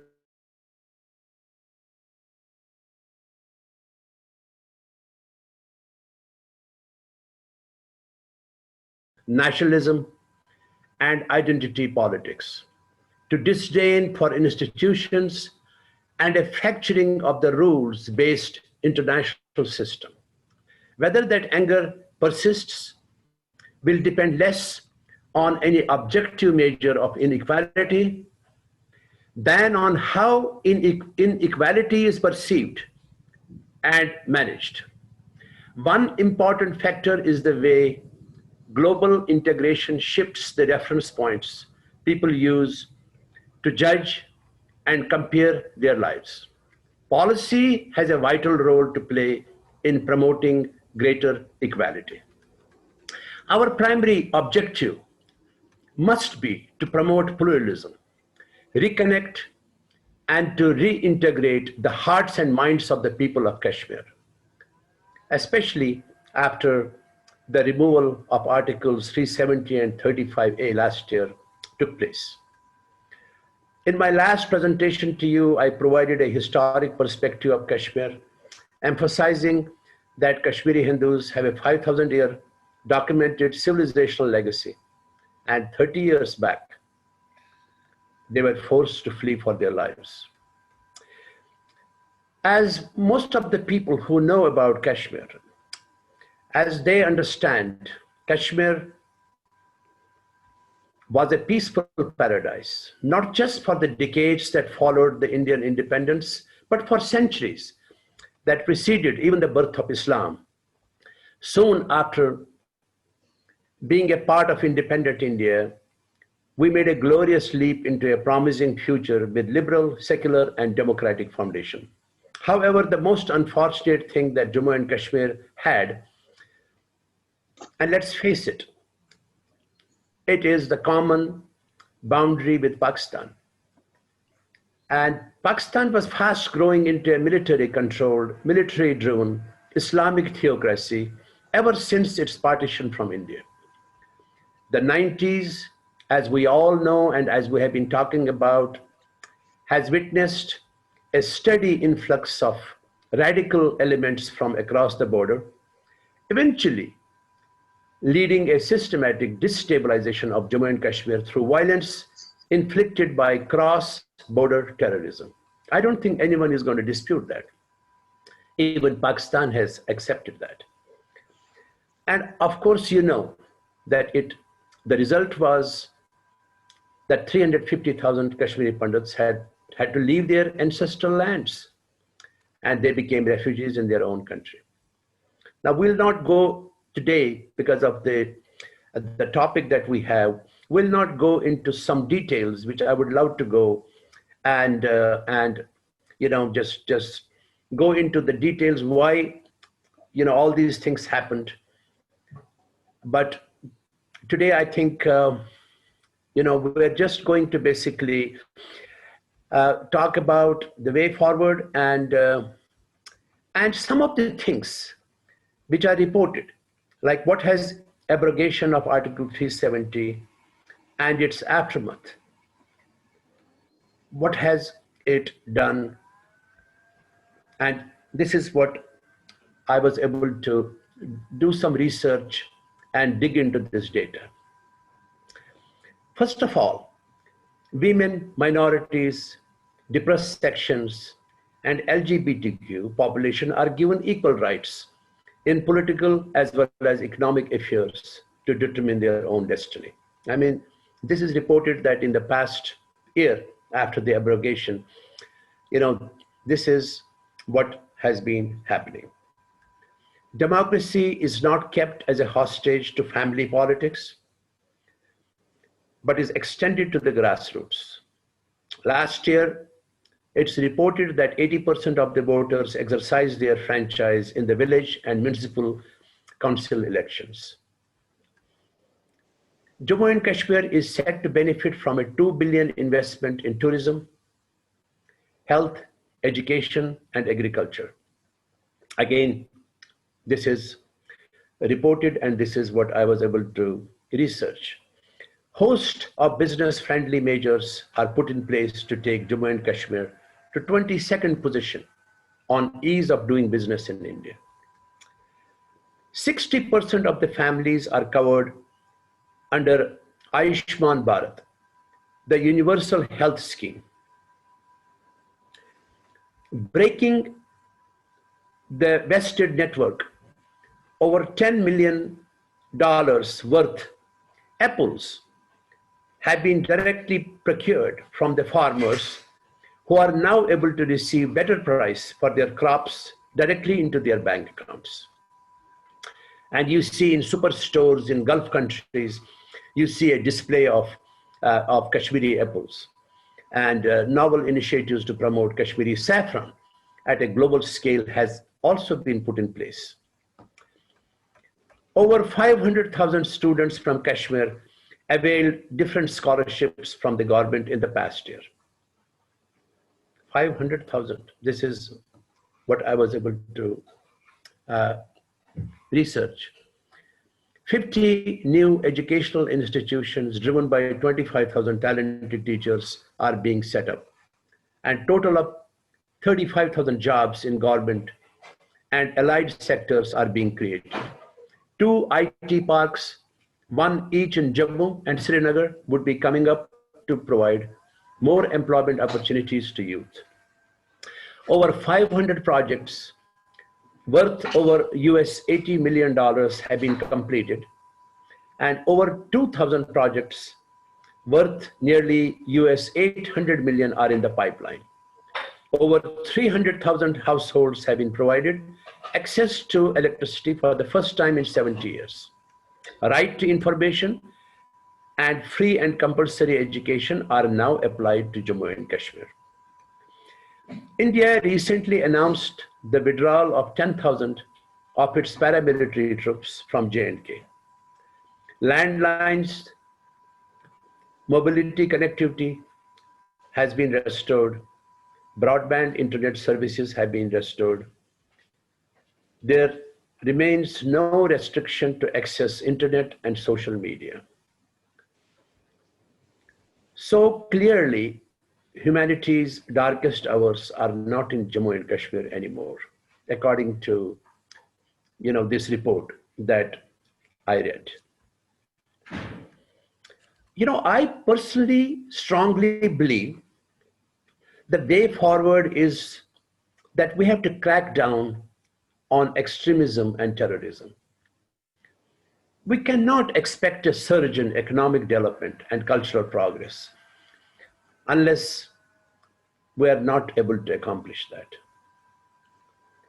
And when we make remarks, comments, our leaders, our very important people in Kashmir, like Mr.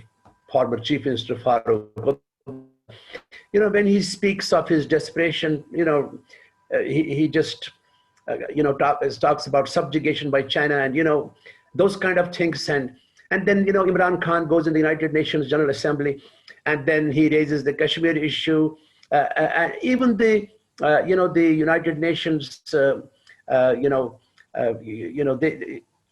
it was very ugly because the Secretary General later he said that address by Imran Khan was full of lies, misinformation, and warmongering. Those kind of things are an impediment in the way of our progress, our Kashmir again coming back to glory. I think if we are able to stop that, I'm sure that we could move forward. And I make a fervent appeal to my fellow Kashmiris that we must promote pluralism in this state so that all communities can live together as they did before Pakistani trained militants created mayhem. I personally, I blame Pakistani trained militant. I blame Pakistan because unfortunately Kashmir, as I have seen, it's a beautiful place. You have saints, you have wonderful amity and pluralism, and everything was there. But unfortunately, Kashmir has been turned into a hellhole. So in the post-370 era, I envision a society with greater accountability and an intolerance for the corrupt practices. A society where all Kashmiris, including the majority Muslim community and the minority Hindus, Sikhs, and Buddhists, they can fully enjoy the fruits of development and progress equitably. I think I'm going to conclude, with these remarks. And thank you very much again for giving this opportunity.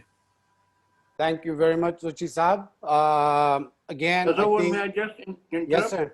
Yes, please. Although Mr. Muzaffar Shah has not kept his word of sending me Babbu Gosha, but a young Kashmiri lady, Hina Mushtaq, who my wife and I treat as our daughter, she has sent me not only Babbu Gosha, she has sent me Vazwan today, consisting Wonderful. of Goshtaba, Rishta, and Kebab. Well, you have to share that, Justice Carter, you have to share that with us. कहाँ से भेजे? मगर मेरा grievance है against sir आप बुला लीजिए हम आ जाएंगे. He has not kept his word. Kashmiri Goshtaba is well known. Kashmiri Goshtaba is well known for the world.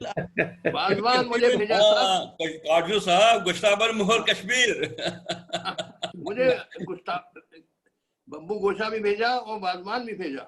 हुजूर अगर हम आए बदकिस्मती से अभी तक वही है खासियत कश्मीर की. बब्बू गोशा खाया, गोश्ताबा खाया, सब कुछ हो गया. You sell everything to Goshtaba. I had dinner of keep up to our word, sir. Definitely today.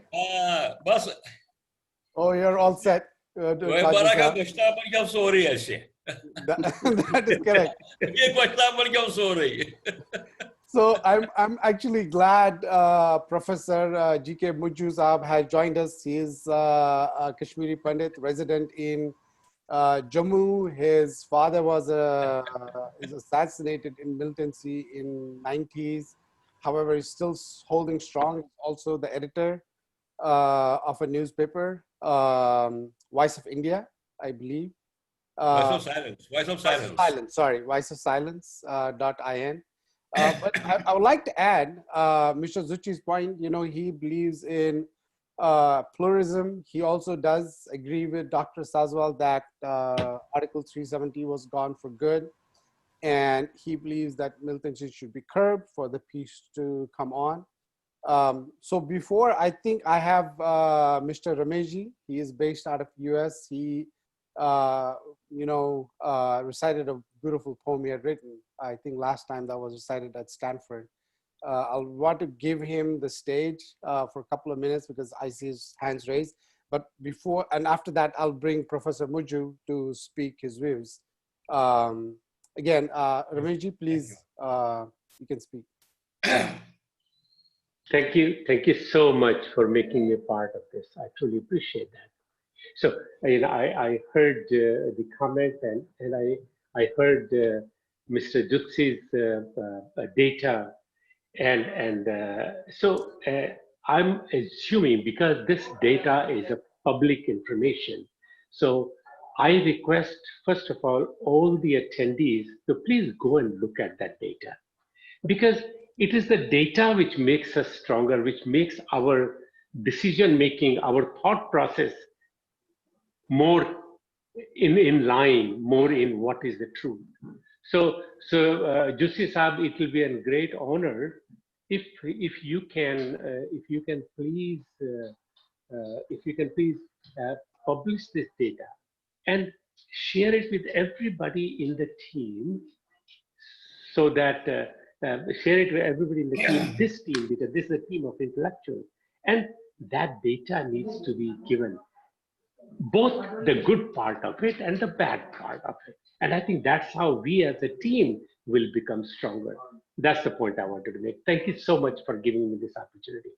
Thank you. Thank you, Ramesh. Well, we need to have you recite your poem last time you had written. That was really beautiful, very touching.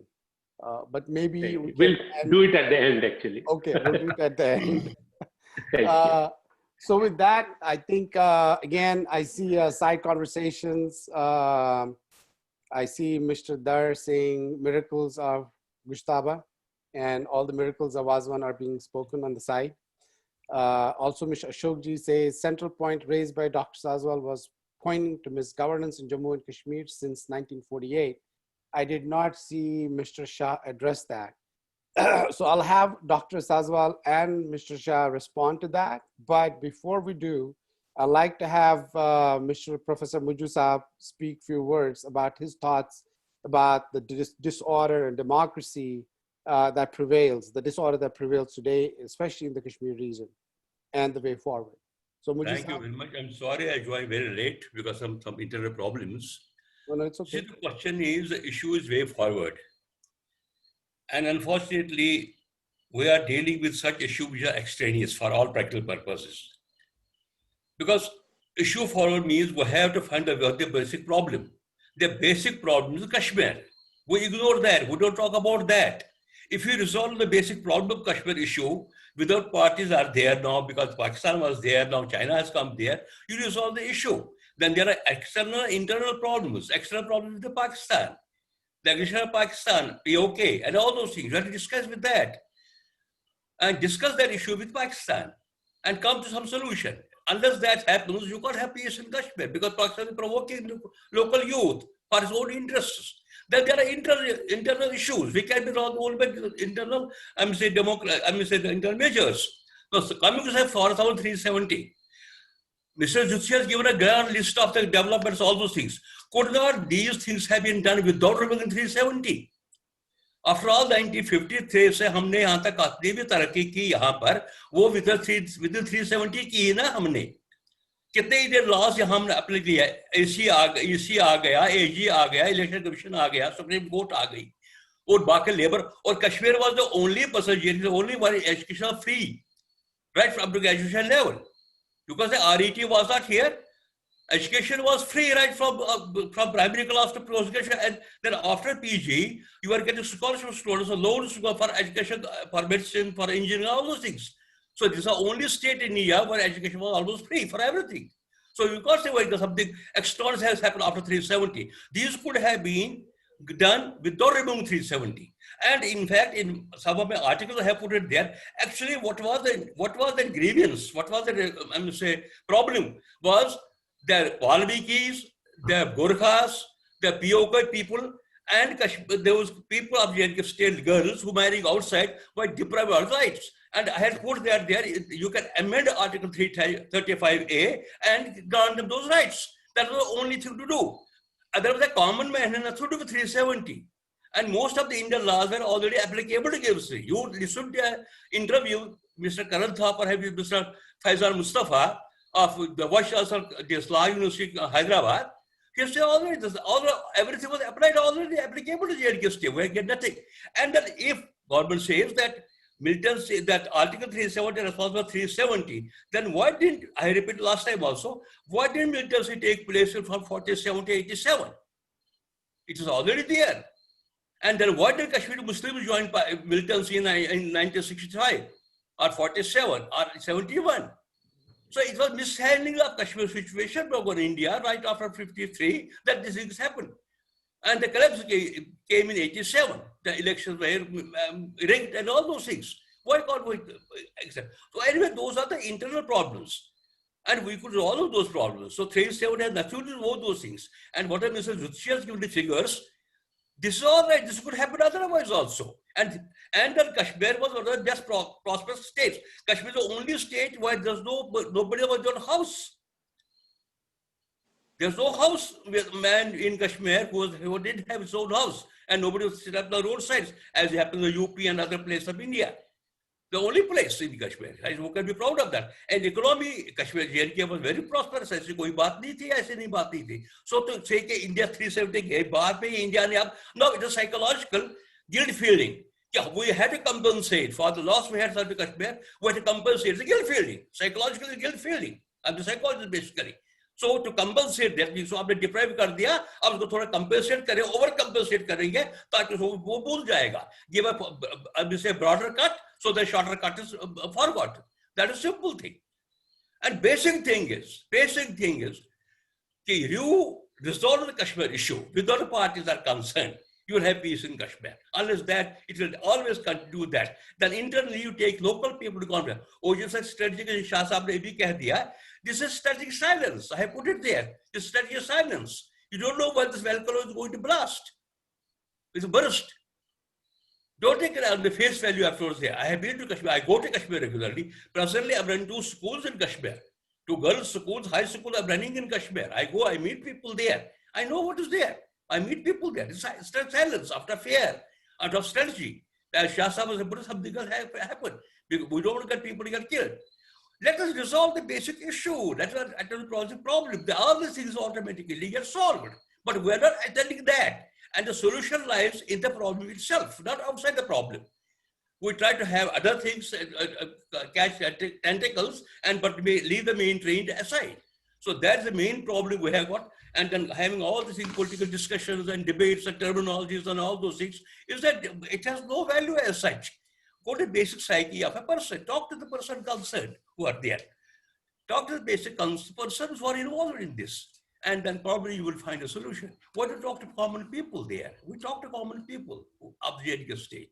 And unfortunately, it becomes a regional issue, it becomes a global issue, it's something very strange things are happening. So we have to find a solution, and definitely Kashmir has suffered. I'm a victim of militancy myself.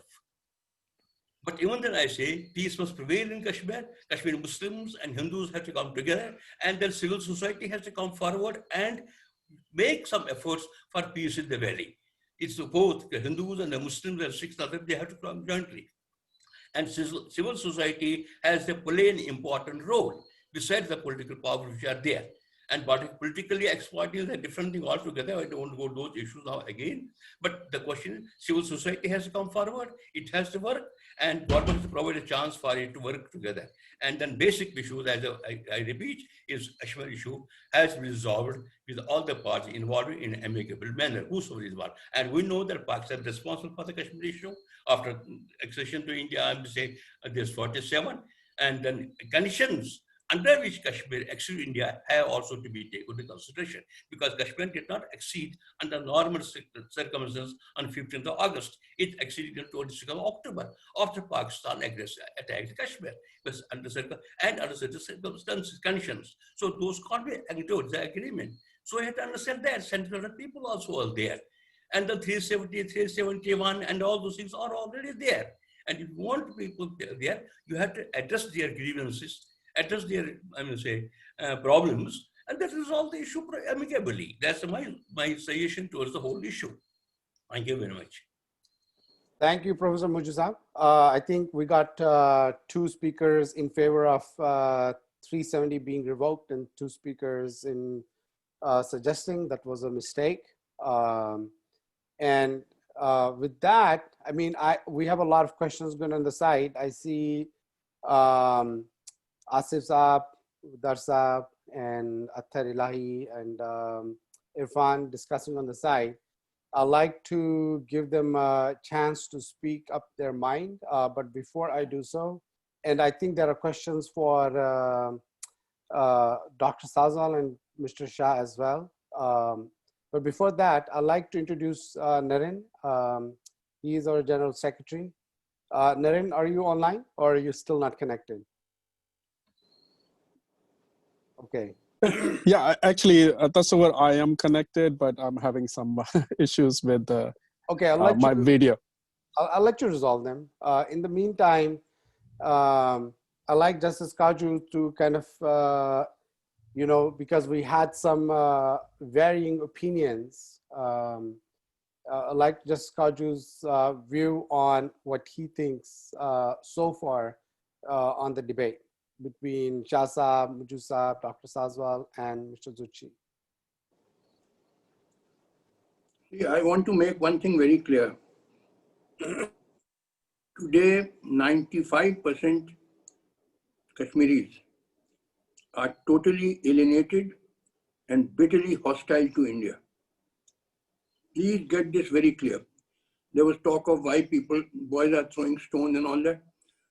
In fact, on the last webinar of Chinar Foundation, Mr. Kapil Kar, who keeps going to Kashmir very often, he said that emotionally and psychologically, Kashmir has seceded from India.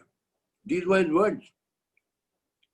So, see, if you gag up people's mouth, if you shut up people, choke people, then they will secede from your country. You have to give freedom. This must be understood. I don't know why our leaders don't understand this. And it has been 1 year since, more than 1 year since 5th August. You are keeping Kashmir totally choked. There is no freedom of the media. There is no freedom of expression. There are no freely elected state legislatures. Lot of people who were arrested like Mehbooba Mufti are still in jail. I don't see how the case of Mehbooba Mufti is any different from the case of Farooq or Umar Abdullah. If they could be released, she could also have been released. I just can't understand the logic. You have alienated people. This is the harsh truth. Bilkul hakikat hai. 95 Kashmiris are totally alienated and bitterly hostile to India. ये बिल्कुल हकीकत है. आपको अच्छा लगे या बुरा लगे, ये बिल्कुल, this is the harsh truth. If you gag up people, you will alienate them. You have to allow people to let out steam.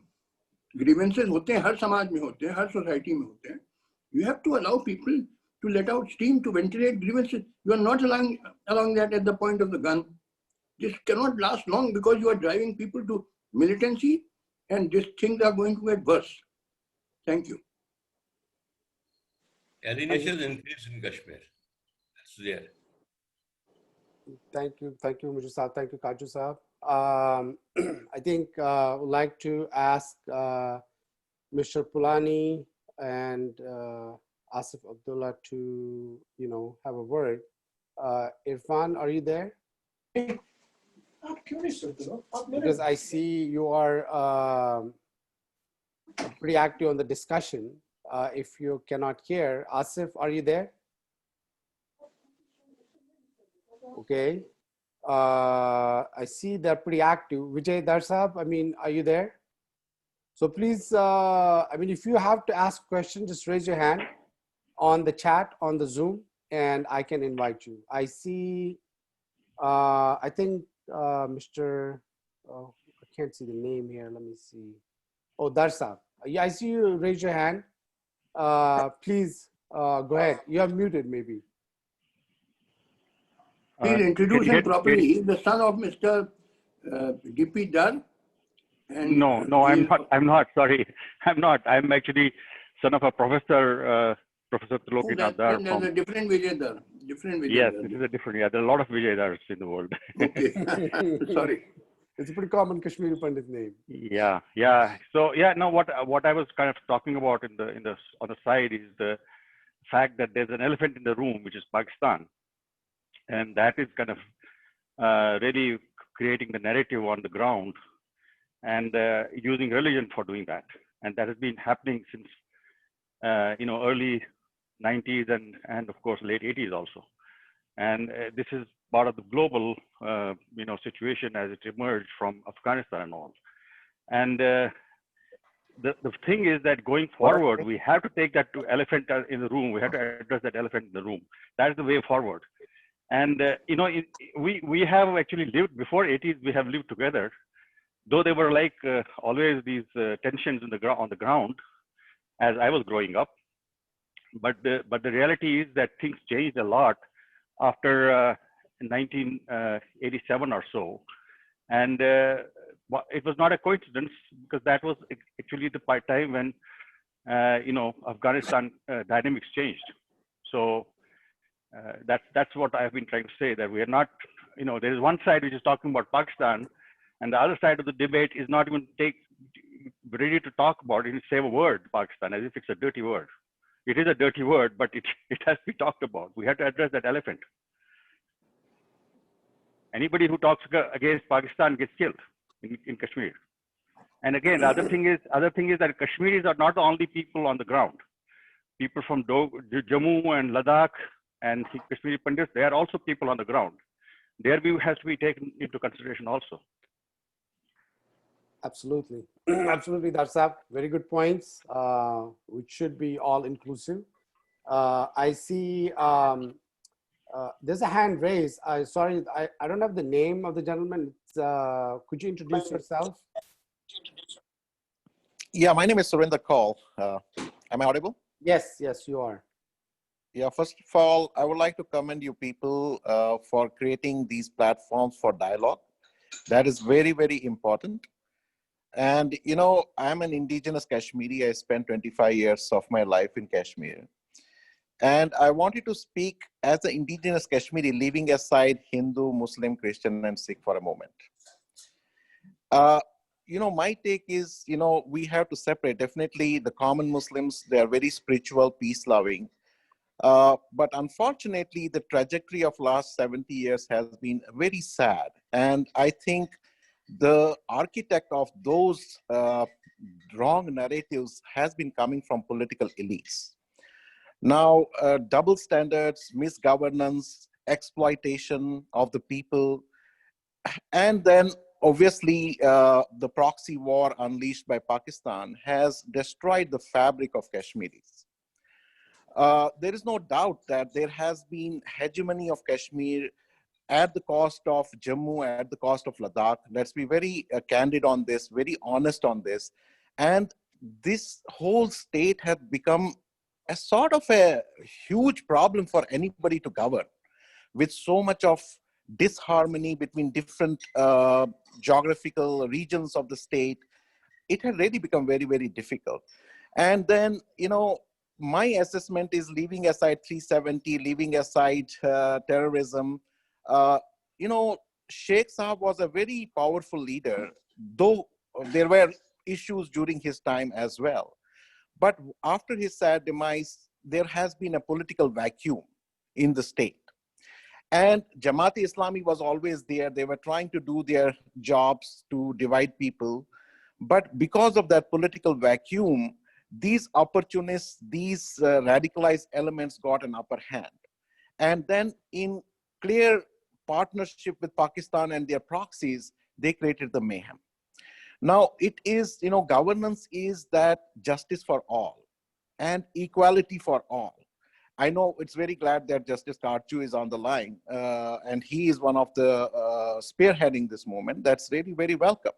But, you know, if we do not consider these wrongdoings, I think whatever we may do, it may not set the ball rolling in the right way. So my question is, leaving aside data, leaving aside Article 370, certain things have to begin from within. From me, from my community, from my society, from my region, and build a good narrative of equality for all, injustice for none. Till we don't achieve that, whatever we have lost, whatever we did, we will not be successful in doing that. These were my 2 points. Like, for example, I give a single quote that the recent interview of Dr. Farooq Abdullah and Karan Thapar, I don't know how many of you watched that. Now see how he portrays a different picture of the common Muslims, which is not true. And these double standards have projected wrong things about common Muslims, about creating this wedge, creating this disharmony. And these have been playing a really very, very badly and creating further divide. Back to you. Thanks for giving me this time. Thank you. Thank you for the question. I mean, I see hands raised. I mean, if you can direct the questions to the speaker, that'll be great. I know a lot of people. I see Bindu, she would like to add to Karju Saab's point. She's in Germany. But also I have Athar Ilahi. I think he has his hand raised. Athar Saab, I think you really touched Mr. Zucchi last time. He was pretty touched by your statement, and he certainly wanted you on the call. So I don't know if Zucchi Saab is still here. I see his video is not on. I'm right here. Okay. So Athar Saab, I want to give you... That's great of Zucchi Saab that he thinks that way, and I spoke truth. That's what matters. So today I'd like to say hi to all the respected panelists and guests. But first of all, yeah, sure, sir. I apologize to all the Kashmiri Pandit brethren who were displaced in 90s. Spoke to me. He said he also apologized. I apologized in 2011, sir. And I think it was also a carry from our Kashmir Pandit brother in Jammu.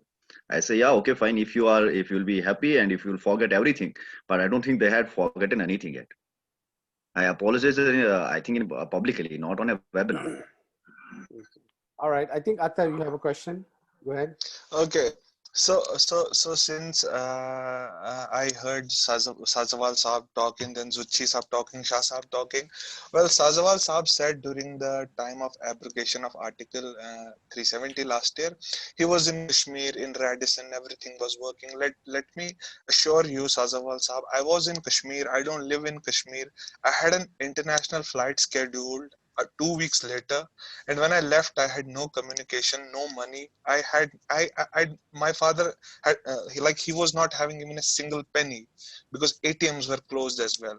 So whatever you said, I don't want to say it because you are a respected personality, but that's a lie, a total white lie. And coming back to everyone is Vijay Dar Saab told about Pakistan and all. Everyone is talking about the elephant in the room. Well, it's fine, but as a millennial, as a young Kashmiri, I don't want to talk about Pakistan. That's not my country. That's none of my concern. Let's talk about the country I live in. So Dar Saab mentioned everyone who talks about Pakistan gets killed. Like, what about Babar Qadri? He was vocal about India. Why was he killed? Why would they kill someone who was saving them? And I repeat, I would like to repeat Shah Saab, Muzaffar Shah Saab here. Like, if you want to talk about Kashmir, we have to talk about India because we come under India's domain. What about Armed Force Special Power Act? What about AFSPA? If we are still talking about the grievances of 90s, what about Kunan Poshpora then? What about the killings? What about 3 days ago, Army admitted that they had fake encountered 3 young boys from Rajuri? Who's accountable? What about 2010, like Shah Sahab told, Tufail? What about Wamik Farooq? What about Zahid Farooq? What about all of them? Who will answer? Like, do you expect me to get answers from Pakistan? Do you expect a common Kashmiri, a common person who does his day-to-day jobs in Kashmir, get answers from Imran Khan? Like, who killed Tufail Muttu? Who killed Babar Qadri? We have to answer India because we come under India's jurisdiction. We proclaim to be the largest democracy in the world. Like, where is democracy? Are we going into totalitarianism? Are we going into like Hitler's Nazism? Thank you. Okay, Well, I that's think all. that's, thank you, Athar. Pretty passionate question to point it towards Dr. Sazwal. I think, Dr. Sazwal, you have been quite, there's a lot of questions coming in. Would like you to respond. I think Shah Saab also does not definitely agree, and Professor Muju, and now Athar Elahi, who is a young Kashmiri, like he said, is a millennial, very passionate. He apologized to the Saab last time, very touched. I would like you to answer Dr. Sazwal to his question. You're muted. No, I think I have unmuted myself. Okay. Can you hear me? Yes, we can hear you now. Well, I will start with Mr. Muzaffar Shah. I'll go down at least the 3 people that Dr. Ghazala, Athar, and Muzaffar Shah. And first of all, let me go on the record that here is my, since I don't hold it against him that he doesn't know who I am, but here is my organization, which is, my personal website. This is my personal website, www.kashmirforum.org, www.kashmirforum.org. The reason I'm saying this to you is that there are literally hundreds of my articles on that website from last 30 years. So it's not like I appeared yesterday. I'm also, I have spoken in the British Parliament. Actually, I have actually debated Dr. Farooq Abdullah in one of the halls of the Westminster Palace. I have spoken in the US Congress. I have spoken elsewhere. But the main reason why I want all of you to go and read my articles is, if you find anywhere I have said anything that basically gives you an impression that I am associated directly, indirectly, covertly, or exclusively or inexclusive with BJP. I am not associated with that organization. In fact, I have met prime ministers in the past. I do admit it. They were, and in fact, the only prime minister I have not met is the BJP prime minister. I have met Mr. Vajpayee when he was at the United Nations, when he was a foreign minister. But I have met with Manmohan Singh a number of times. Dr. Manmohan Singh, number of times. But I am not a BJP member, and nor do I claim. So it's very easy. It's very easy to take and decide that because I don't like to hear his point of view, he must be a BJP man. This is one of the tragedies that Kashmiris face today. They don't have the capacity to understand and comprehend what are the arguments which are coming, which essentially weaken their own their own argument is, and just because their argument is not being accepted means you belong to some other organization. Now, here's what I will tell him. In fact, in the last meeting, Mr. Muzaffar Shah actually spoke and talked about Kashmiri Pandits of the Valley, and he said how wonderfully happy they are. And I will tell him, because since I am associated with those Kashmiri Pandits, and they actually went on a fast unto death 2 weeks back, 10 days back, and because nobody cares about what they were doing, and actually they did not, they were not getting support for the last 30 years in terms of any kind of, even the people, even the so-called migrant Kashmiri Pandits who are living in refugee camps outside of the valley got relief through the Prime Minister package, but they were denied it because the local administration, which you know who runs it, basically used that as an excuse to say, no, it doesn't apply to you. So they went on to fast unto death. And I can tell you, they broke the fast 3 days back. But I'll tell you who are the parties that actually made public, and you can get this is on Google, or you can do any search engine. The parties that actually came to them physically and sat with them to offer sympathy were National Conference, Indian National Congress, Jammu Kashmir Apni Party, PDP, CPI-M, Mr. Tarigam. So do you see there are two parties that are missing there, Mr. Shah? The ANC is missing and BJP is missing. And I have, if you look at some of my statements in public, I have condemned BJP for having ignored those people. So let's not, I'm not going to give them a blanket condemnation, but I'm going to condemn them on the case-by-case basis if it deserves. But for anybody to say, I don't like his idea because he's a BJP man, that's a lie. Now, I will also tell you, Mr.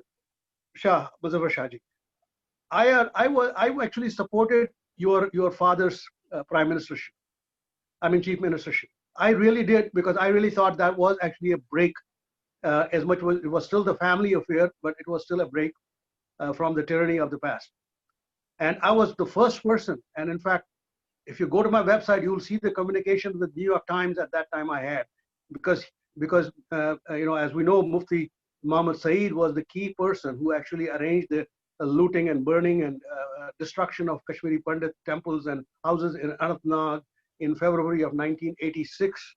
That was basically done to promote the law and order situation to the point where Mr. G.M. Shah actually lost his chief ministership. So he lost the chief ministership because of the designs of not Indian security agencies or BJP or something. He lost because actually at that time, Mr. Mufti Saeed was member of Congress Party, but he lost because of another Kashmiri Muslim. So I don't want to give it a religious flavor. As I said from the very beginning, I think it's the ruling class versus not. It doesn't matter who is the ruling class is, and the truth of the matter is that we have a situation where we really need to reflect back whether or not at the end of the day, 370, as I said, was done in by 370 itself.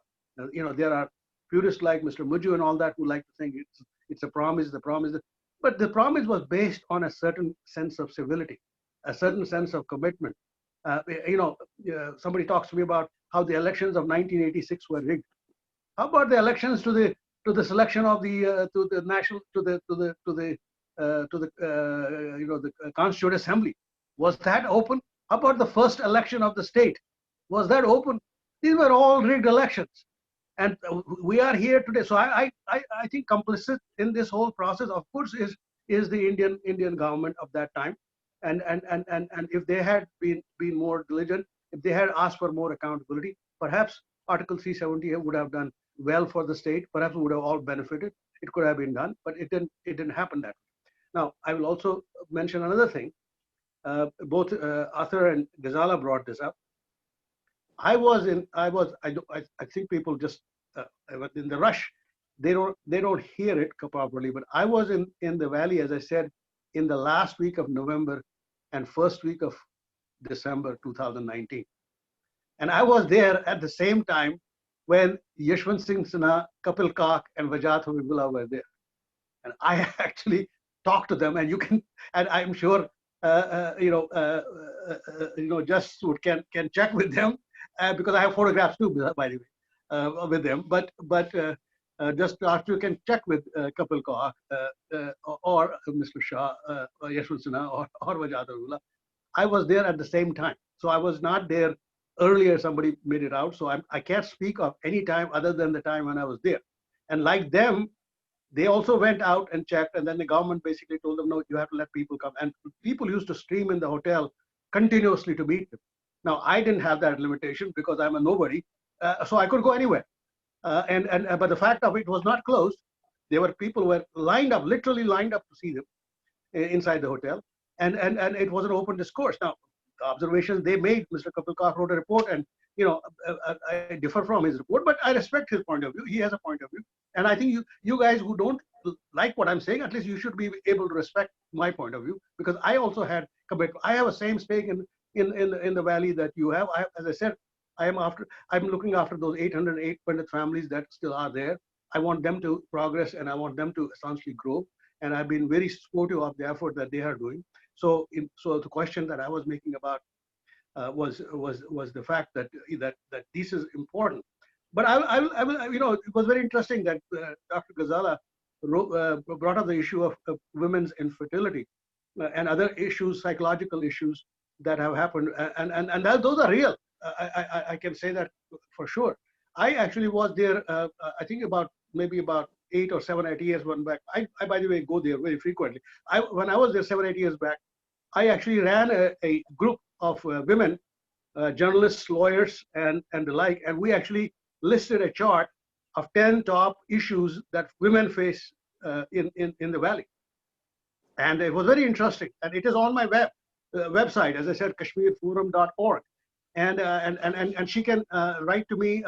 There's a contact phone number, and I will send her the details of that process. So I do appreciate that she is doing well. I like that. The fact, I think Mr. Justice Kostu said she's at Amity, which is a high standard institution. I'm proud of her. I mean, she is almost like a granddaughter to me. My eldest granddaughter is 16 now, and so I think. But the point is, I go back to what perhaps just Scott Chu will understand. Article 370 at the end turned out to be like the Article 291. We lost you, Mr. Sazwal. Yeah, I'll close with 1 minute. I'll close with 1 minute. Article 370 turned out to be like Article 291 of the Indian Constitution. Mrs. Gandhi had the good sense of getting rid of that article with the amendment of the Constitution that was passed, what is called the 26th Amendment of the Constitution in 1971. And I hope and I wished she would have done the same thing in 1971 with Pakistan on the finalization of the Kashmir border. And it's sad because almost all the advisors that she had were Kashmiri Pandits. So you had essentially a ruling class at that time where Kashmiri Pandits were also involved. So as I said again, let me repeat what I said at the beginning. I am immune to religion. I'm strictly looking to what is best for Kashmiris, whether they are Muslims, whether they are Pandits, whether they are Shias, whether they are Ahmadis, whatever faith and religion they are. We need every Kashmiri to prosper. And until that doesn't happen, the struggle will continue. Thank you. Thank you, Dr. Sazwal. I think I'll let Mr. Shah respond, but before I do so, I think there was a nice humor Mr. Sazwal and Justice Kaju brought in about Dr. Ghazala's age. Now she's probably somewhere between 16 and the later age.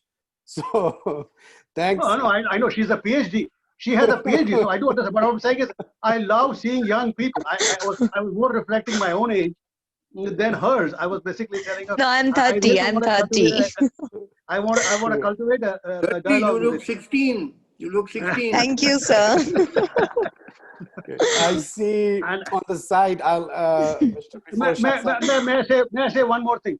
Because Mr. Sure, Shah sir. Mr. Shah said, let me make one comment more, and then I'll give up my time, if you don't mind. If you don't mind, I'll just say one more thing. Mr. Shah said that CAG, what nonsense is CAG about? Let me tell you, my own letter to Rising Kashmir came out in 2008 or 9, somewhere around that about it. I can't find it because I think their servers are basically they have changed their servers. But today also, if you go to an article, and again, I will give you the detail. This is a Hindu article in the Hindu, dated April 19, 2013. It's written by Ahmed Ali Fayaz in the Hindu, which is, I guess, acceptable to the progressives of India. And it says in the headline, and you can read the story, why CAG reports in J&K Assembly always are done on the last day of the session. That is the heading of that article. Why CAG reports in Jammu and Kashmir is on the last day of the session. And it is in the Hindu, it's dated April 19, 2013. So it's not made up story, sir. It is a fact. Thank you. Okay, I'll let Shah Sahab respond, but I see Naren Ji raising his hand. He's the General Secretary of Ibaadatkhana. I was sorry, a little late. But also like to read Mr. Sapru. He says, looks like today's debate has gone in U-turn, then way forward. Let's take some time to talk about way forward. And yes, Mr. Sapru, I did go to Bisco. We'll probably have you speak, but Mr. Naren, could you, do you want to kind of speak up your mind before we hand it over to Shah Sahab to respond to Dr. Sazwan? Yeah, thank you, Tasawwur. Can you hear me all right? Yes, we can hear you. Right. So I'd like to change the tenor of the conversation here. I think we're talking about the history, we're talking about the ideological stances. Can we bring our humanity in front? Can we talk this problem from our heart and really see the sufferings people have and solve some very basic problem? I'm not into the kind of politics of it, but I really I can feel the pain people are going through. And can we open our hearts and really truly listen to what is going on the ground and come up with some real solution to those problems versus getting sidetracked by past or history? As you said, this is all about way forward. So that's the appeal I like to make. So that we can really solve some problem. And even if we can move an inch forward, I think that will really make a difference. And I again appeal that the Kashmiri people deserve to be on internet, just like all of us in the different parts of the world, as well as in India. And they should be given same fundamental rights, which are guaranteed by Constitution of India, like in any place in India. And it seems whatever people are saying, but it's very apparent from the people on the ground, that's not happening. So I really like to see if our esteemed guests and others can really look into that and see how we can really solve some of these problems. Tasawwur, you did not introduce Naren Singh properly. I'll let you Naren Singh introduce. is a Rajput. His wife Rizwana is a practicing Muslim. They were married 25, 30 years back, and he has given her full freedom to practice her religion. So he is like the Emperor Akbar, who gave Jodhabai full freedom to practice her religion. Thank Mashallah. you. All right. Thank you, Justice Qazi Sahab, for your introduction. Muzaffar Shah Sahab, you may respond to Dr. Sazwal's question. Tasawwur Sahab, thank you very much. And Sazawul Sahab and Zuchi Sahab, at the end of the day, we are all brethren. You know that? That's one thing very, very clear to all of us. We belong to the same place. We have the same history. We can agree to disagree. We can disagree. We can break our heads. But at the end of the day, the blood is the same. Remember that forever. Now, we have these and Tasawwur today's debate also. Well, that's a good one. And we talk something about history. We talk something what has happened. We have differences with each other. But there are certain points that we would also like that, well, look, when we are talking on these forums, we better have our facts very, very clear. And if we don't have our facts very clear, we got to keep quiet about it. And a lot of people try to put things into my head or things into, say, like Zuchi Saab's head or to Sazaul Saab's head. But I have to do a cross check with myself before I come forward and say things. I have to be very, very sure about it. Because when we talk, we are talking on behalf of people. We are talking on behalf of our brothers and sisters throughout the Jammu and Kashmir state, throughout the world. And our each word, it can create a situation. God forbid, it has created situations till now. It can further, we can either build bridges or we can totally destroy the bridges, God forbid.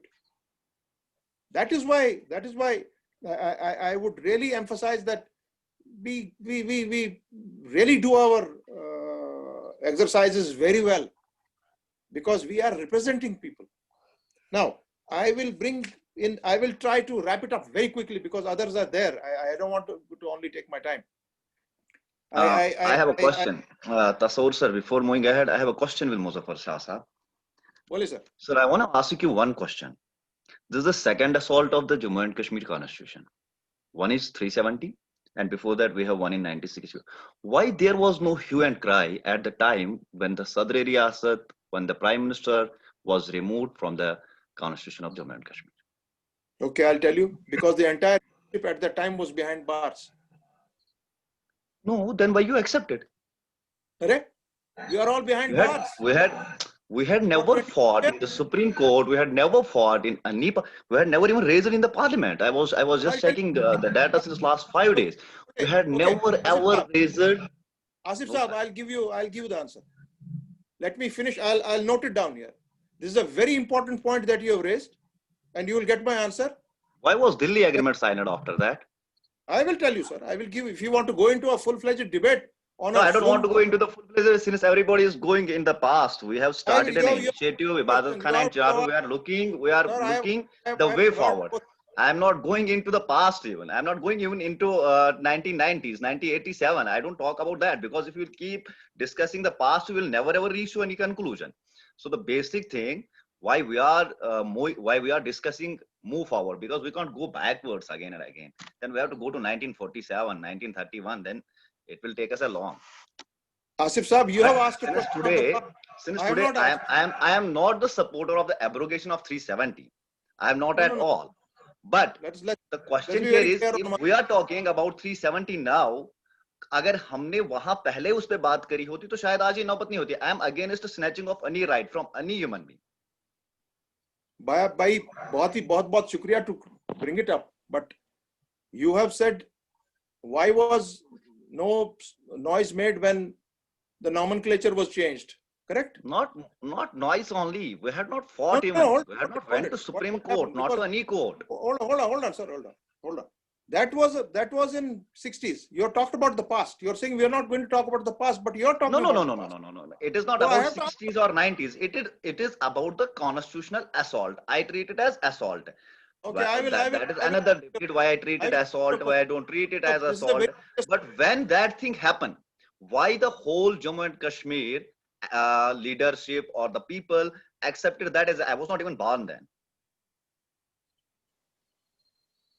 You want my answer now? Now, can I talk to you? Yes, sir. Very, very, very valid question you asked. This was done in 64. And at that time, the chief minister was GM Sadiq. The entire political leadership of Jammu and Kashmir, including my father, including the plebiscite and the National Conference, the entire leadership, the top leadership, Sheikh Saab, they were all under custody till 1975. Excuse me. 1975, when you said the accord came through, the Indira Abdullah Accord. Okay, and there was a very particular subject there, review of the laws of 1953 to be made. Okay, now in 1981, when the economic condition of the state was brought back to a very good situation, At that time, Sheikh Saab, I remember it very, very well because I used to drive him those days. Now, at that time, the Congress president was Mr. K.C. Barwa. There was a information sent to Prime Minister Mrs. Gandhi that as per promise of the Indira Abdullah Accord, after the developmental things have been taken care, we have to sit down and thrash out the laws that were enacted from 9th August 1953 onwards till 1975. We have to review them and it has to be done. And a message was also sent accordingly to the National Conference leadership through two gentlemen. One was my late father, Mr. G.M. Shah, and the other gentleman was Mr. Ghulam Nabi Kochak, who was the revenue minister. And Sheikh Saab told them that, look, I am opening up this subject because that is something which is undone. I have to open it up with Mrs. Gandhi again, and this could result in rearrest of all of us again. So please be ready and call the General Council of the National Conference. Now, and in between, when this message was sent over to Mrs. Gandhi, she sent Mr. K.C. Barwa as Congress president with a full-fledged constitutional team to review these laws. And I remember because our house is just next to each other in Kashmir, my grandfather's and our house. 3 or 4 sessions took place. And after that, Sheikh Saab called the cabinet, told them, okay, please go full blast on that. And we might encounter problems again with the government of India. Be ready for that. And unfortunately, he suffered his first heart attack in Doda, 1981. And after that, his health took a U-turn, and within 1 year, he was gone. And that subject was laid to rest there and then. It didn't go through.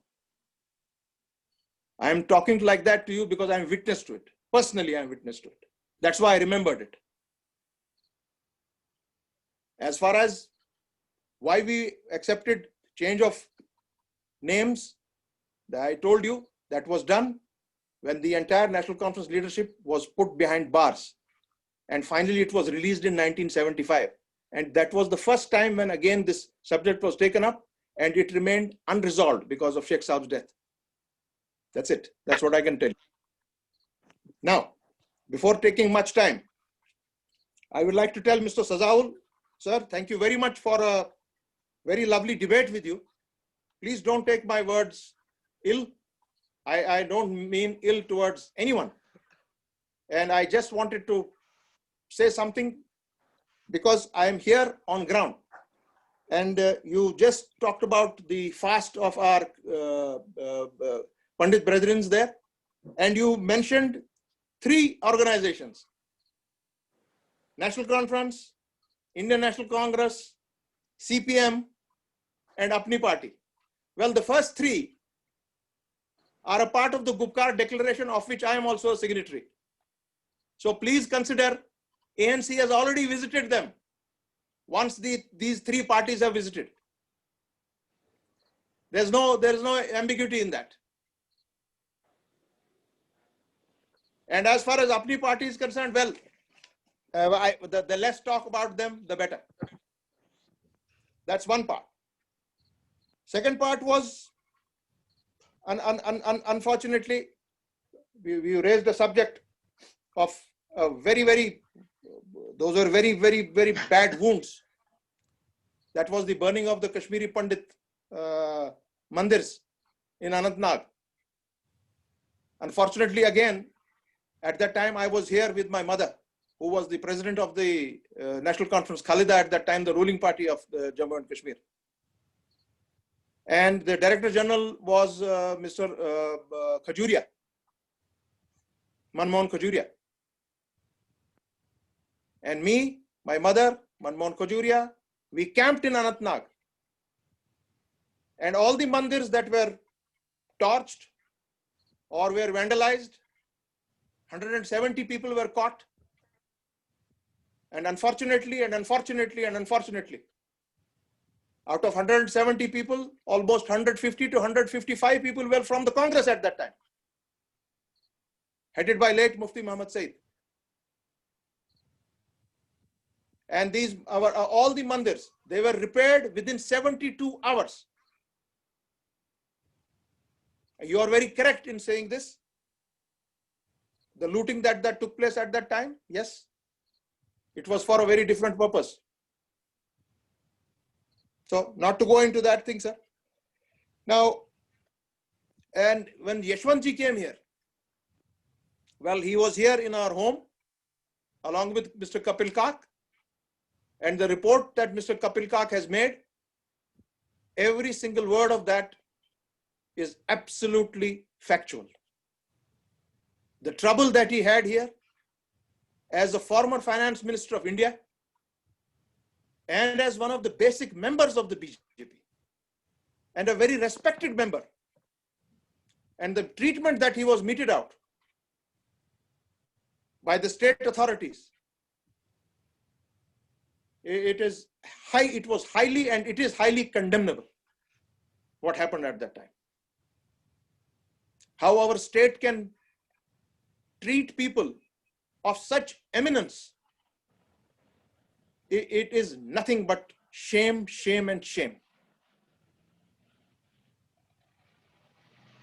Two things I would like to also convey here to my very revered and my very dear friend, Zuchi Saab.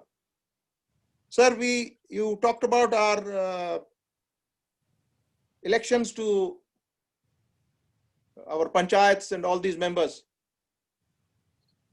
And that's been very well, projected throughout the world. I'd like to give you a small information, which is based on facts. We have about 39,000 panchayat members. And out of that, about 19,000 have been elected.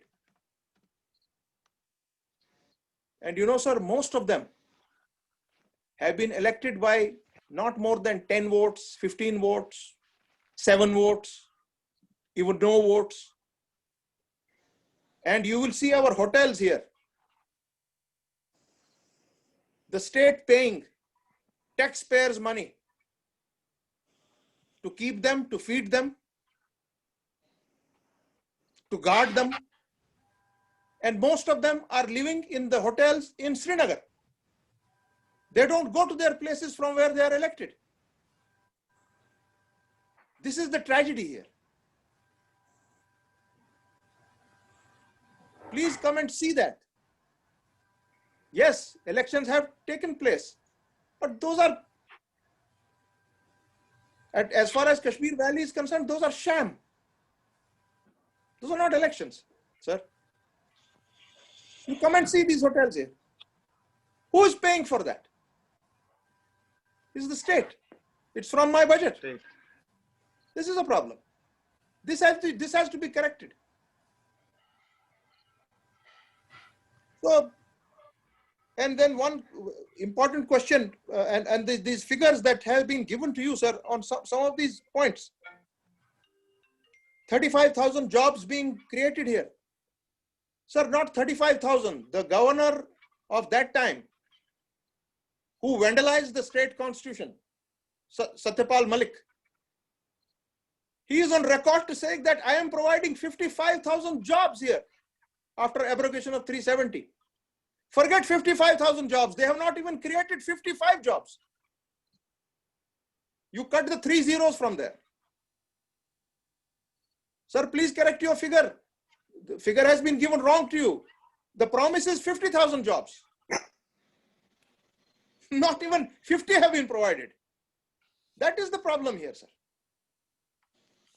And our these a big thing has been made of that the fruit production has been taken care, and 10 million worth of apples have been brought. Sir, I wish it was true. I wish it was true. But it is not true. It is not true, sir. And I'll wrap up my time because there are so many people wanting to know. Misgovernance from 1948. Well, from 1948 to 53, Sher-e Kashmir was in government. 1975 to 82. And then Farooq Abdullah Saab, my father, then again him, then BJP and Mufti Saab. Well, let's talk about that part, the basic part. 48 onwards, we talked about education. In 47, when Sheikh Saab came in and took up after the Quit Kashmir movement, there were only 1% educated in the valley, 1%. And when he put this, what Muju Saab said, two things that he did. One was the land to the tiller, free education right to, up to university, and Beti Bachao, Beti Padhao. जिसको आप कश्मीरी में आप समझेंगे जब जबरी school यहाँ किया गया, माने लड़कों को, बच्चों को, बच्चियों को पकड़ते थे रास्ते में और ताते इसपना कशीर पड़ी थी गगरसल. They used to put them in that scooters and take them to these compulsory schools. Our daughters at that time were forcibly put to schools. And when he died in 1982, 78% were educated. 78. That was the effect. The two basic universities that came up here, both in Jammu and Srinagar. That is the creation of Sheikh Muhammad Abdullah. Ladakh was opened up to tourism in 1975. Nobody knew about Ladakh.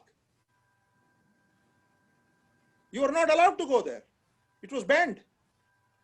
I wish I had Professor Siddiq Wahid, he would tell you more about it. Because somebody said that the other two regions were not, there were disparity on the other two regions. Well, sir, Ladakh was opened in 1975. 85, they got the ST status given by my father. That was the pending demand of 4 decades. Immediately after that, they got the Hill Council given by Farooq Abdullah. Today, Kargil is saying that, okay, I am not with you, what you have done. And the Kargil population is higher than the population of the Ladakh district. And Kargil is totally for 370 and 35A. We have a very severe problem. And Jammu, please, have you seen Bagi Bahu? Bagi Bahu was built by my father. The National Highway bypass, done by Sher-e Kashmir when my father was Works Minister. The new bridge of your Tawi bridge and all those bridges that have come up, they were that brainchild of 1975 and 82. Ravi Tawi irrigation, the biggest irrigation project of that time. Then you go to Kashmir, whether you take Sher-e Kashmir Institute, you take all the hospitals, whether it is Laldet, whether it is children, whether it is bone and joint. It's all done from 1975 to 82. And we say, no, nothing happened in these 70 years. Well, if this is nothing, then please tell me what is what. I can keep on going endlessly. Yeah, I think Shahzab, thank you. No, these are valid points. Sir. And please, sir, and in case if I've hurt anybody's feelings or anybody's sentiments, kindly do not take it to heart, because we have to. This is a heart-to-heart dialogue, and in the next debate, I will request Jalali Saab. I will request my Revered Karju Saab, every speaker will have to give his suggestions on the way forward. That will Way should forward be only, yeah. the first thing. That what should we do? We cannot keep on, like my friend Asif Abdullah said, yes, we cannot keep on going to the past. Correct, you are very right, my dear brother. But some reference to the past always comes up. And our focus has to be on the future. Our focus has to be on the future. What do you do towards my children, your children, and our children? That is, it is their future. Our time is up. Thank you very much. All right, thank you, Shah Saab. I have Ripan Tikus making some lot of good questions. If you are online, you can please raise your hand and you can. And one question I would like to answer. Just one 10 seconds intervention. We have lost almost very close to 15,000 political activists. I have lost my very, very dear ones. I have lost my own uncle to bullets. Everybody has scars on his chest, on his body. Everyone. So don't think we are free from that. Yeah, we have all suffered. I think all Kashmiris. That's why we want to move. And 10 to 15,000. I am giving a correct number. It's not just a number I am throwing out. No, it is more than 15,000. I am saying exactly 15,000 plus. That is, yeah, it is an unfortunate tragedy. That's not Hundreds a of joke, thousands sir. of people have died and lost lives and continues to happen. Thank you. God bless all. No, thank you, Shahzab. You're right. I mean, your valid points. I think everybody has some valid points. I see Ripan Tiku has raised hand, but before I let you speak, let's give you a few minutes to Asif Abdullah. He's been wanting to speak on way forward. Asif, you know, we're almost 2.5 hours, but please go ahead. We'll wrap it after this couple of questions and we'll wrap it up. Because I'm not well at all since yesterday. So still I want to come in as now I'm following all the debates on the way forward since the day first. The first debate which we held on the way forward, we had moved a resolution and which was forwarded and followed by me, which was forwarded by the Vivek Tankha to the government of India as well as to the government of Jammu and Kashmir, and I had been following. And 4 points the hamare. The first one was free and fair elections, and elections is the prerogative of election commission, which the officials of state government had conveyed us.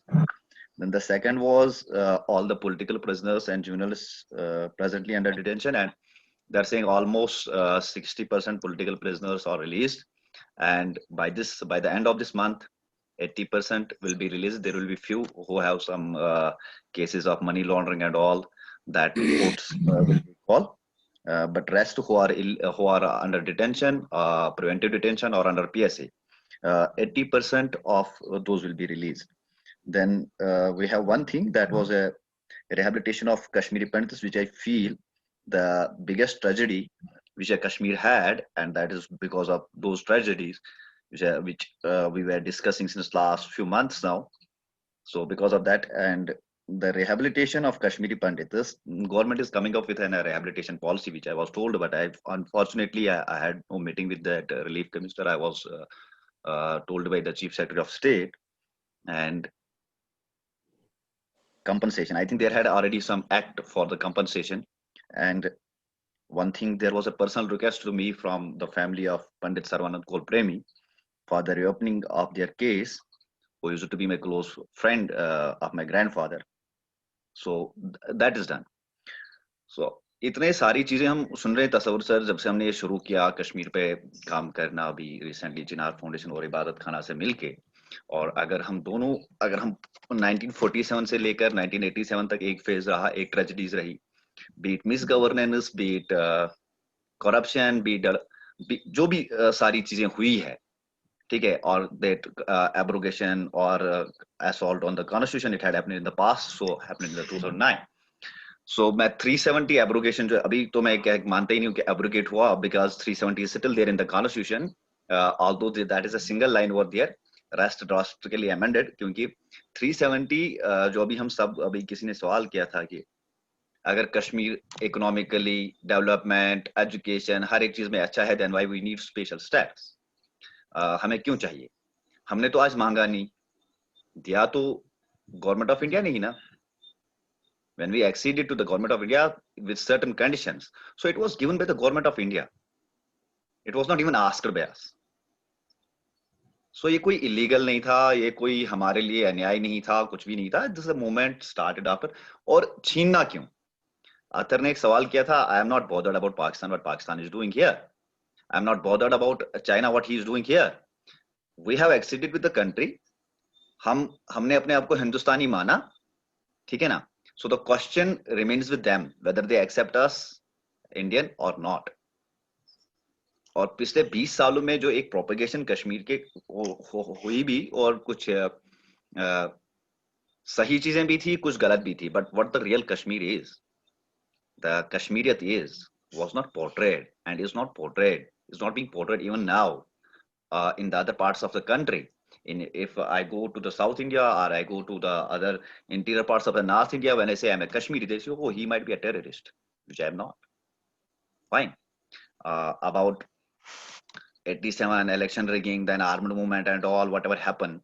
And what I believe, that 1987 rigging and that armed movement, then we turned Kashmir into a very disaster. And that's why we are here, right, still discussing that Kashmir. सबसे बड़ी tragedy थी, not only armed movement but the radical armed movement.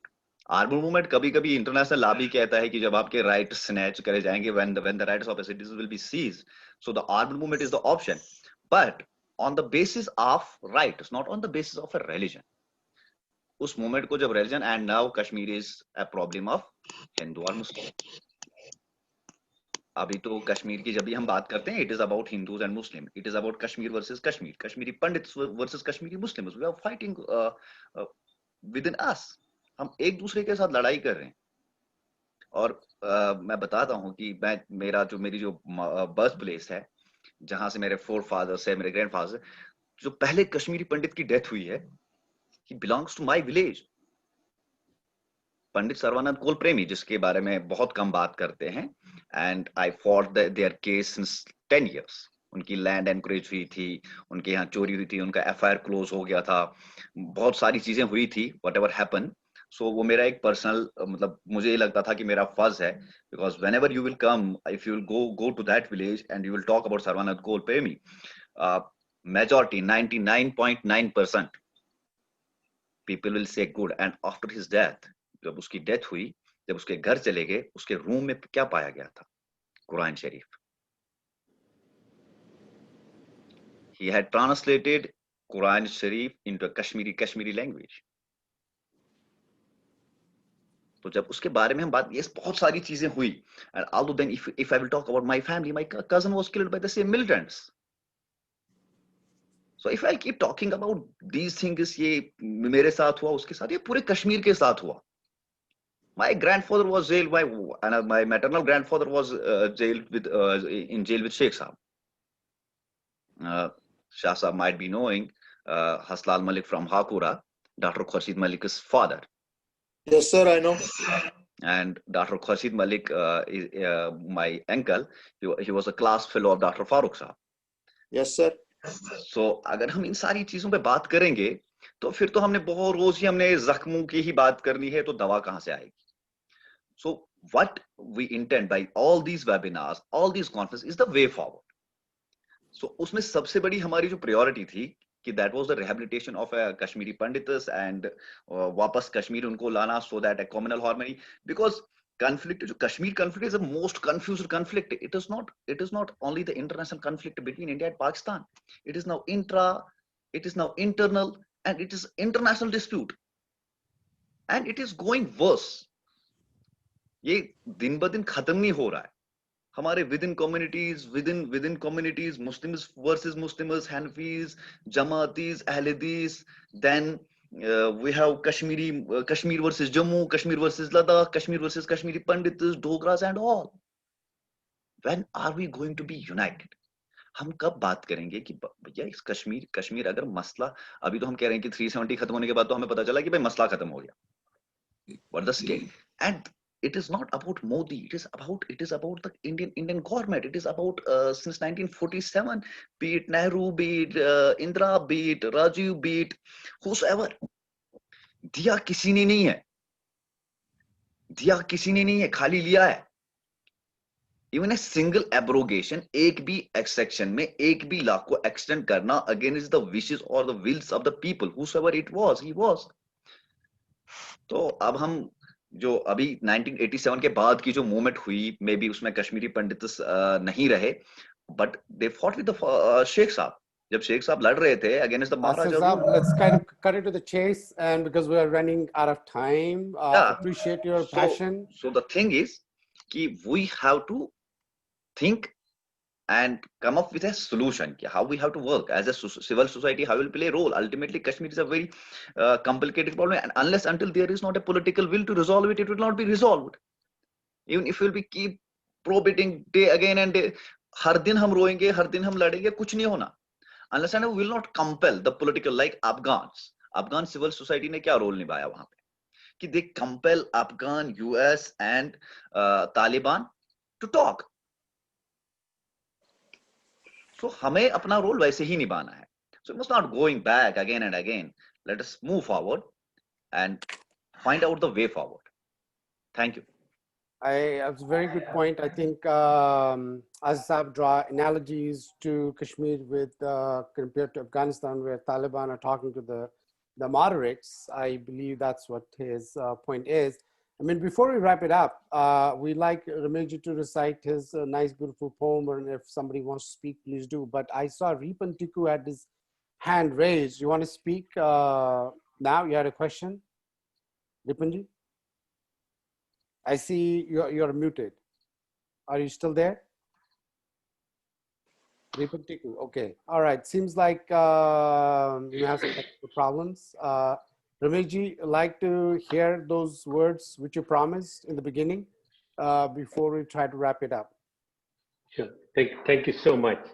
I really liked what today has happened, and it was building on what we had the last meeting and before meeting. मेरे को ये महसूस हो रहा है कि हम लोग सब नजदीक आ रहे हैं. इस ग्रुप में जो भी है, हम लोग सब नजदीक आ रहे हैं, अपने अपने विचार, अपने अपने भावनाएं व्यक्त कर रहे हैं. So ये मेरे को लगा कि हम लोग नजदीक आ रहे हैं. Admire each and every participant. Another thing I will say, let us all of us take a vow that we will keep on that message जो कि पहले दिया था, Muslim apologizing to the Hindus apologizing to the Muslims. Those people who are in this call who say I'm apologizing, please spread that word, because that's what will bring all of us all together. And tell each and every Kashmiri, Muslim, Kashmiri Brahman that we are sorry. That will bring it. So with that, and I will say this Kavita what I said, and last I'll end up with, क्योंकि 2 अक्टूबर अभी खत्म हुआ है तो कुछ बात मैं उनसे कहूंगा. So दोनों ओर वही आसमान, दोनों ओर वही समुद्र, अरेबियन सी, दोनों ओर वही नदियां, सतलुज, व्यास, रावी, चनाब, झेलम, दोनों ओर वही पंजाब, दोनों ओर वही गुजरात. तो फिर क्यों है अलग कश्मीर? एक तरफ लाहौर तो दूसरी ओर है इंदौर, एक तरफ रांची तो दूसरी ओर है कराची, एक तरफ इस्लामाबाद तो दूसरी तरफ है इलाहाबाद. दोनों ओर वही भाषा, दोनों ओर वही भाषा, दोनों ओर वही इंसान. जब इतना है संबंध तो क्यों है हम अलग? ऐ खुदा और भगवान के बंदो, क्या एक नहीं हो सकते हम? और लास्ट में गांधी जी अभी Gandhi Jayanti thi. So I'll just say कि ईश्वर यशु अल्लाह तेरो नाम सबको सन्मति दे भगवान रघुपति राघव राजा राम पतित पावन सीताराम ईश्वर यशु अल्लाह तेरो नाम सबको सन्मति दे भगवान रघुपति राघव राजा राम पतित पावन Sitaram. Thank you so much for giving me the opportunity. Ramesh ji, you added such a positive vibe to this whole thing. Such a beautiful Kavita you recited. Can I? So I think I have can three I speak people. in? My connection has got activated. Can I chip in a little bit? Just 1 minute. Yes, I have Ripon three ji. quick points to make. Yeah, go ahead. One was there is Asif spoke about Kashmiri Pandits coming back. So there was, and he mentioned about it. So there was a word we had, a jargon, a local terminology, lihaz. Kirshtanusasan lihaz pan. Yus waqtas sitan su lihazai foot. We had a certain respect for each other, and we would try to empathize and understand somebody else's point of view. This ethos has somehow got diluted over a period of time. Pandits will be certainly back in one form or other. There are some Pandits already. It's not about that right now. I remember in '89, when I was living in Srinagar, first the non-Kashmiris were attacked. The Shakti sweet shop, there was a royal photographer, there was a bomb blast outside Shakti. And we Pandits thought at that point in time, hey, this is happening against non-Kashmiris, it won't touch us. And then came our turn. And today when you see, meaning many of my classmates in school, I bump into them, and many of them are trying to relocate. They are saying, we'll send our children to, say, Dehradun to study. And then they say, hey, but the children have to have parents close by. We'll take up some job opportunities within Mumbai. They're doctors or professionals. So there is a class war going on in Kashmir. It's a very subtle class war. All the affluent people, their children are out. They are chasing global opportunities. It's the poor man's child and a poor Kashmiri who is stuck, who cannot migrate. Otherwise, right now in Kashmir, you have a subtle migration going on. It's a class war. This is my take. I can be wrong. All the people who have been speaking here have been very distinguished people who understand the topic very well. Then Mr. Shah, these were two observations. I was listening very calmly. I didn't want to get in because when you listen, you understand more. Now when I'm talking, I'm kind of more focused on what I want to say. 1986 riots were triggered by how it got triggered. The then Chief Minister, Mr. GM Shah, he allowed a mosque at the Secretariat. And that triggered all that. And then there was some rioting against Muslims in Jammu, and finally it landed up. And certainly Congress workers were involved. We had Rajiv Gandhi, who was a half Kashmiri, as the Prime Minister. We had Internal Security Minister, which is equivalent of Home Minister now. Arun Nehru was again a Kashmiri Pandit. So this we have witnessed, and this was like a precursor to what happened in '89. So '86 to '89, there isn't much time, and that's what happened. And then Mr. Shah was talking a little. I think I didn't hear him very clearly. But Sheikh Shah was released by the Prime Minister of India, but during Mr. Sadiq's tenure, Mr. Sadiq till Bakshi Shah was the Prime Minister, he didn't. He kept Sheikh Shah behind bars. Whether it was Kode Canal or Batwood, he was behind bars. It was during Sadiq's tenure that Sheikh Saab came out, and then he was free man till he became the Chief Minister in 1975 with the backing of the Congress, and that was the Mir Qasim government that kind of came. So Sheikh Saab, and then Sheikh Saab chose to be the Chief Minister. Just to, what my understanding from what Mr. Shah might have missed him, but I think he meant that Sheikh Saab straight away in 1975 came out and became, but he was a free man during Mr. Sadiq's tenure, during Mir Qasim's time, and he really accepted the outside support of Congress and became the Chief Minister. A great leader. I'm not kind of, we had no riots in 47 because of Sheikh Abdullah. The minuscule minority in Kashmir stayed safe because of the National Conference Salamati Fauj. That is given. That is not being questioned. But I'm just making this point. These were three observations I had. One was for Asif, that it's not only Kashmiri Pandits who have to come back. There's a huge Kashmiri Muslim population which is migrating out. People who can afford to move out to Jammu, to Goa, to Mumbai, to Bangalore, to outside the country. Kashmiri Muslims are migrating. I mean, it's not only Pandits who have to come back. It's the Kashmiri Muslims also who have to come back. Everybody has to be back home. And we should keep that kind of an option open. It's no longer about Pandits. It's a matter of Pandits will be back when Kashmiri Muslims of the same socio-economic category will be back. So these are now class wars happening. Very poor Pandits would be brought back by offering them government jobs. So it's a class war in Kashmir. That's how I see it. Thank you very much for listening to me. Thank you, Ripunji. Valid questions. I think there are subtle observations which might be accurate about the class war. I think you brought a very good point at the end, stating that Kashmiri Pandits will come back when Kashmiri Muslims will come back. That's a really good point. I see Shah Sahab has raised the finger. He wants to answer, and Asif also wants to answer.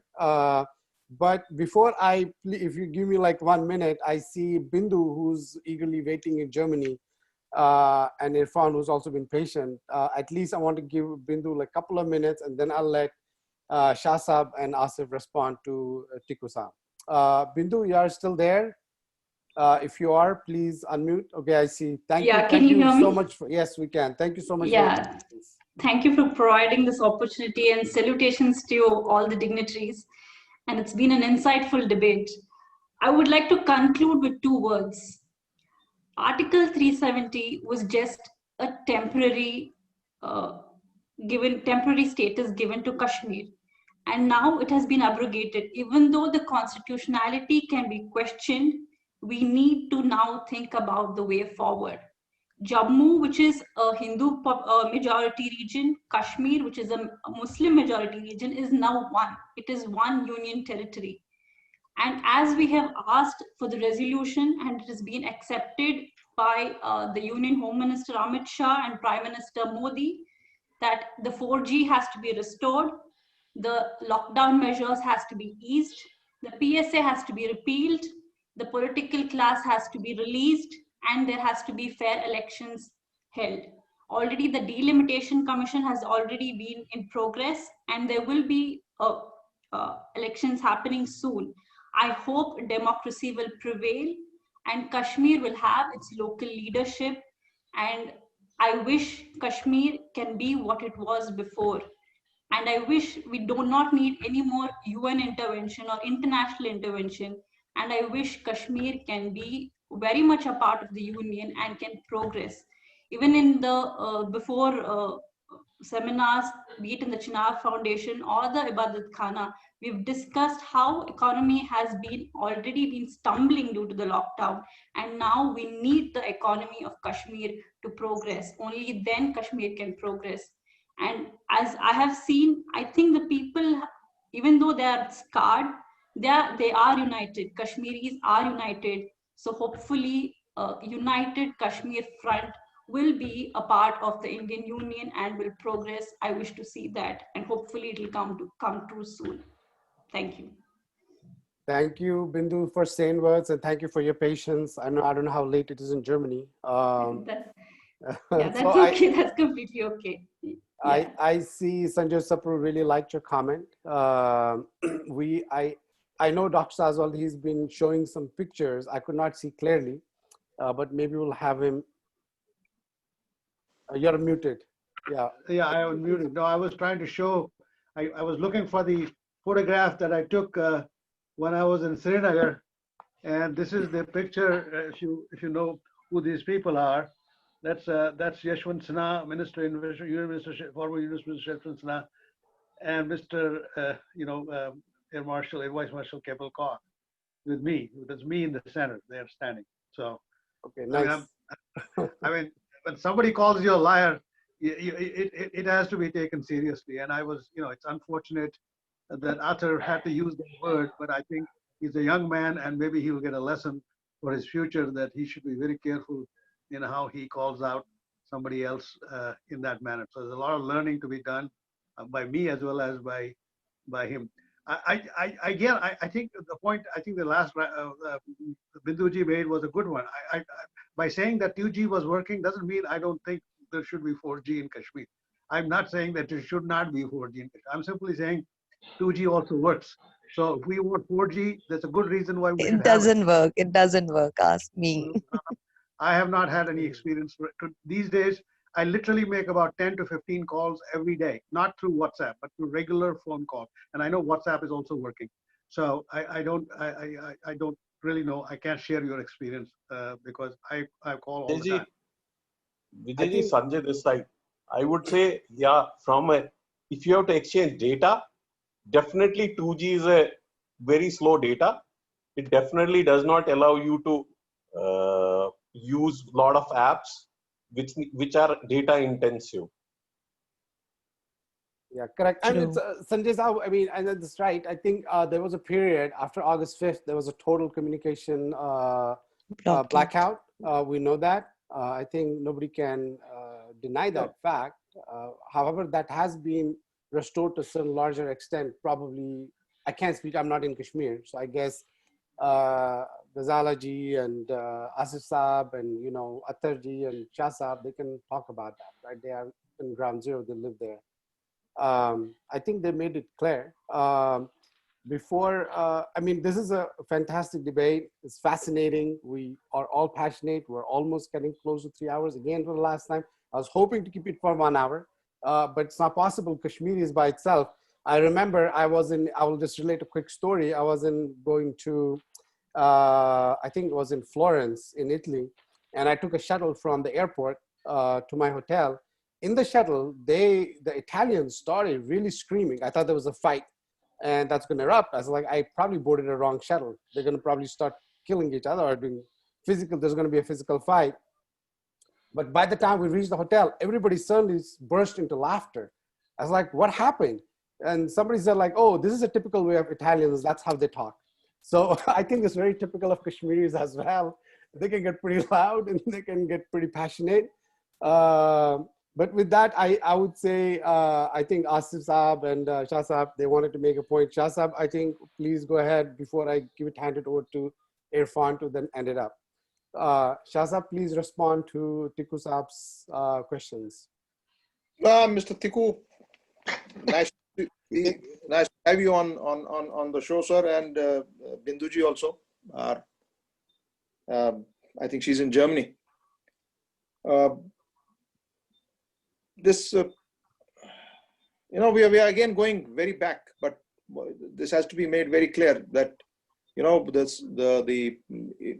the unfortunate incidents took place on burning of our mandirs here, that haunts us also, that haunts our Kashmiri Pandit population also, and rightly so. But I'll tell Tiku Saab, that masjid issue that you talked about, and then that resulted in so many things, it snowballed in so many things. That was not exactly correct, because it was not a masjid in the secretariat. Masjid was not made in the secretariat. The problem was, and I will like Justice Karju to hear me out very clearly on this matter, sir, because you are such a deep have insight into this Kashmir matter. This matter has been raised many a time at international levels also. This masjid being made in the secretariat. The problem was that one day on a Friday, the chief minister at that time, being Shah Saab, himself a very religious-minded person and having studied all the religions together, he found out that employees, when they go for the Friday prayers, most of them don't come back for duty. So he said, what can be done about this? We are losing man hours. Because he was a professional, apart from being a political man. And most of our people might not know, one of the very few Kashmiris from the London School of Economics. In those days, 1948. So he said, what's to be done about it? I'm losing so many man hours. So he said, is there any room available here which we can turn into a prayer room? A prayer room, not a masjid. There's a difference between a masjid and a prayer room. They said, yes, there is one which is very close to the mandir that is there in the secretariat. He said, can I see it? So he went there and saw. He said, that's great. A mandir and a masjid together, what more can one ask for? He said, okay, from next Friday, all employees will not leave the secretariat. They will come and do their prayers here, finish the prayers and go back to their work. That is the story of that masjid issue. Please clear it. And when we had the problems with the Congress, that was not because of the mandirs, because the mandirs were burnt later.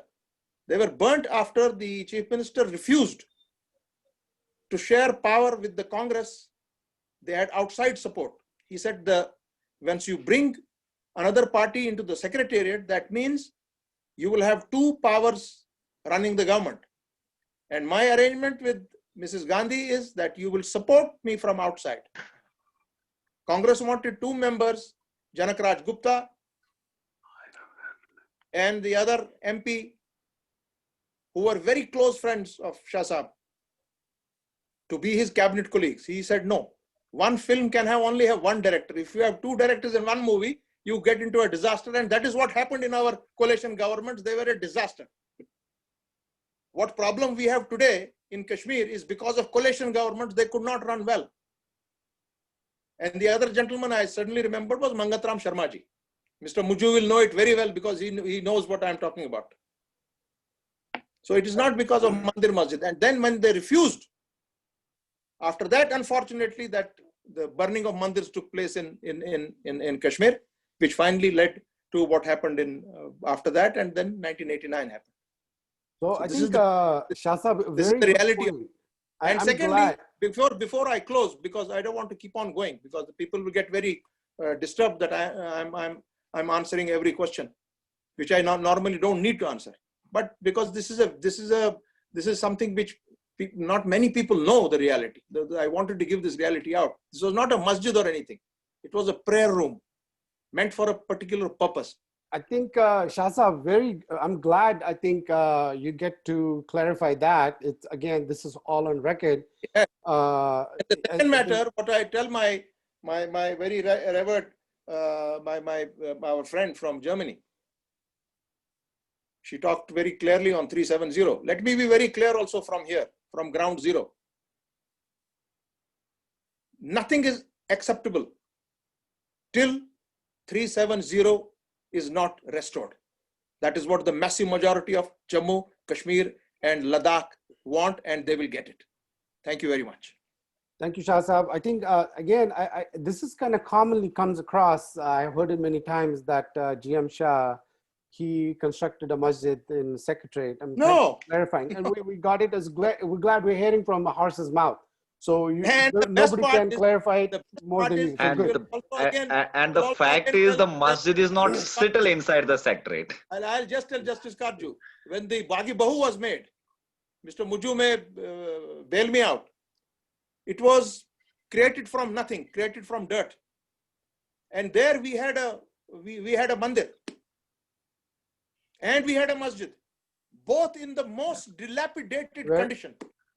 And so today, if you go and see that, both the masjid and mandir in a beautiful situation were built along with the Bagi Bahu.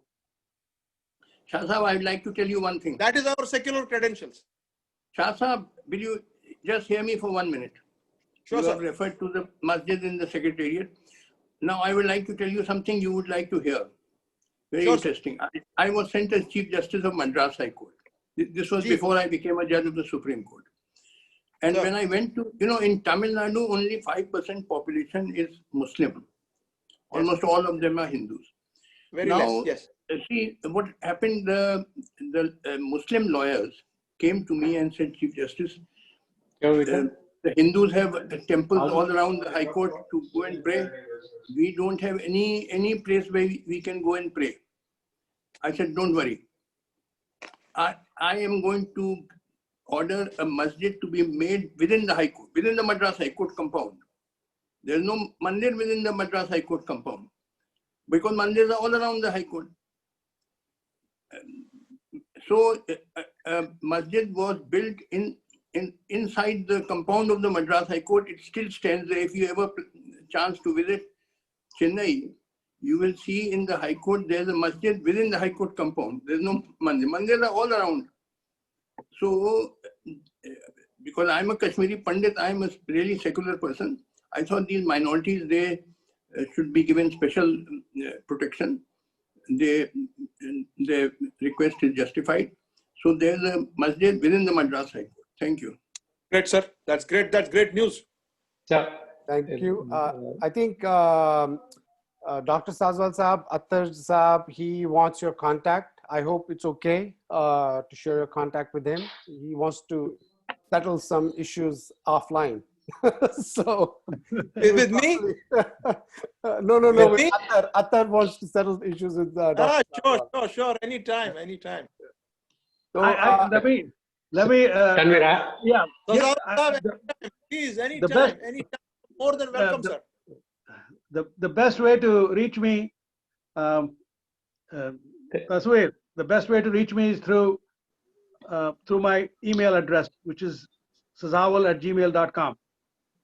Okay, I'll put that in my thing here. Sazawal@gmail.com. I mean, SAZAWAL. SAZAWAL. Sazawal. At gmail.com. Sazawal@gmail.com, and my personal website is www.kashmirforum, one word, kashmirforum.org. Thank Sure, you. sir. Thanks, sir. I think Asif. Tanveer, I would like to make. And I go on the record that I really thought I want to address the issue of Tiku, sir. Fine, he asked a question about the migration and the rehabilitation of Kashmir coming back to the Khyber Valley. Although it is true that we too are working, studying outside Kashmir, it is not about coming back like if they are banned here. It is the matter of a dignity, and that was कि वो जब कश्मीर छोड़े, they didn't left because of their will or a wish. Like Karju sir, Zochi sir, he's in America. Karju sir's family left Kashmir I think before 100 years. So this is the question of their dignity, and I believe for the reconciliation and the resolution of this conflict, the rehabilitation of Kashmiris with dignity within the Kashmir is very important setup towards the peace. Sure, sir. Absolutely. I don't think without addressing that issue, the Kashmir conflict will be resolved. As a researcher on a piece, so once we talk about conflict, there are very dimensions and very circumstances. And what I had been able to found is that we need the important before moving forward. This is a very important step to rehabilitate the Kashmiri Panditas with their dignity. That's important for the peace process. If you are talking about I think the way forward. Tiku Saab meant like the environment must be created like a peaceful environment where both Kashmiri Muslims and Kashmiri Pandits can come back. And Tiku Saab, believe me that. And Tiku Saab, believe me, I don't see the Jammu and Kashmir as a Hindu or a Muslim issue. My point was completely. Sorry. I'm trying to interrupt you here. My point was completely different. The Kashmiri Muslims who are living in Kashmir, it is very, very, very, very. It's not a comfortable place to be in. See. That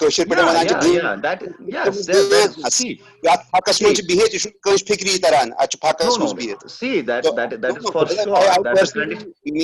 I travel to the valley at least 3-4 times in a year. I take my daughter for hiking. We go to Sonamag. I spend time in Kashmir. It's not that I'm kind of speaking from a faraway place. So my take is that it's not a good place for the people who are living in the valley right now. Anybody who gets an opportunity to leave is leaving. That is why it is a problem. We are talking about Kashmir only because there is something wrong. First it has to be habitable, conducive for people who are already there. But by default, people who are will come back to their home. No government, no majority community, no minority community can make it conducive. Once it's conducive, people who love that land will show up. Meaning, I'm telling you, I'll be very happy to at least spend my considerable amount of time from the valley. Meaning, at least I'm not a politician or a leader that I can speak for others. I can speak for myself. I would like to have a home in. I would love to operate from Srinagar. I'm talking about myself. But Should I the answer? life, No, I can't send my daughter to convent school. The life is not conducive. It's not a good environment to bring up your children. There's so much of conflict. Matlab, look at this guy other day. It's not a good place. Let me answer. Let me answer, Tiku sir. Kashmir is a conflict. You can call me Everybody Tiku knows. or Ripple. You don't have to sir me at all. Bataiye. Tiku sir, listen. Now let me answer. Kashmir is a conflict. Kashmir is a problem. That is why we are talking about Kashmir. That is why we are thinking we are talking about the way forward of Kashmir. So this is the problem. Obviously, these are the things which we need to address. Conflict has a very dimensions to address, and the important thing is in a conflict resolution, we must be concerned about the humans in need. That or the Kashmiris, be it Kashmiri Pandit or a Kashmiri Muslim.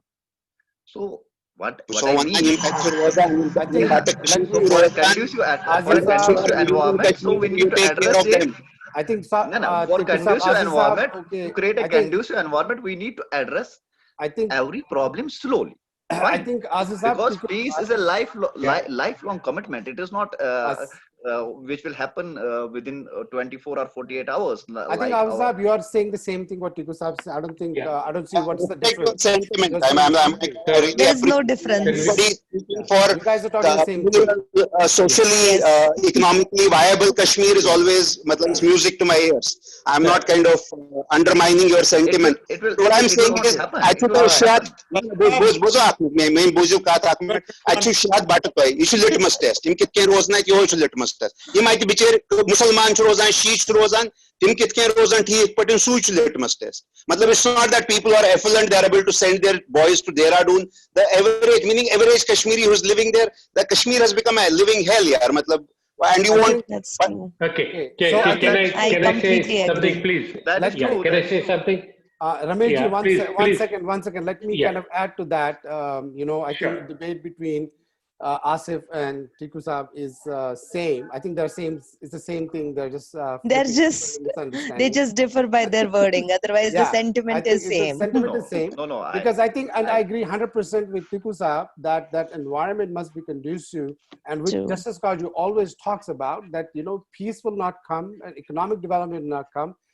Environment, the Kashmiri Pandits, they cannot go back. As in, like Tiku Saab rightly said, Kashmiri Muslims can go back. Till peace is restored, environment is conducive, environment is created. And for that, I think we'll let you guys, that was a great discussion. And Rameshji, I think you had a point. Please go ahead. Yeah, I hope this is the last one, because now we all talk about way forward. So one of the things I'm just proposing, I'm giving an idea. What we should do is no immediate response should be given to the thought which is prior to like 2010. No response should be given because it doesn't matter.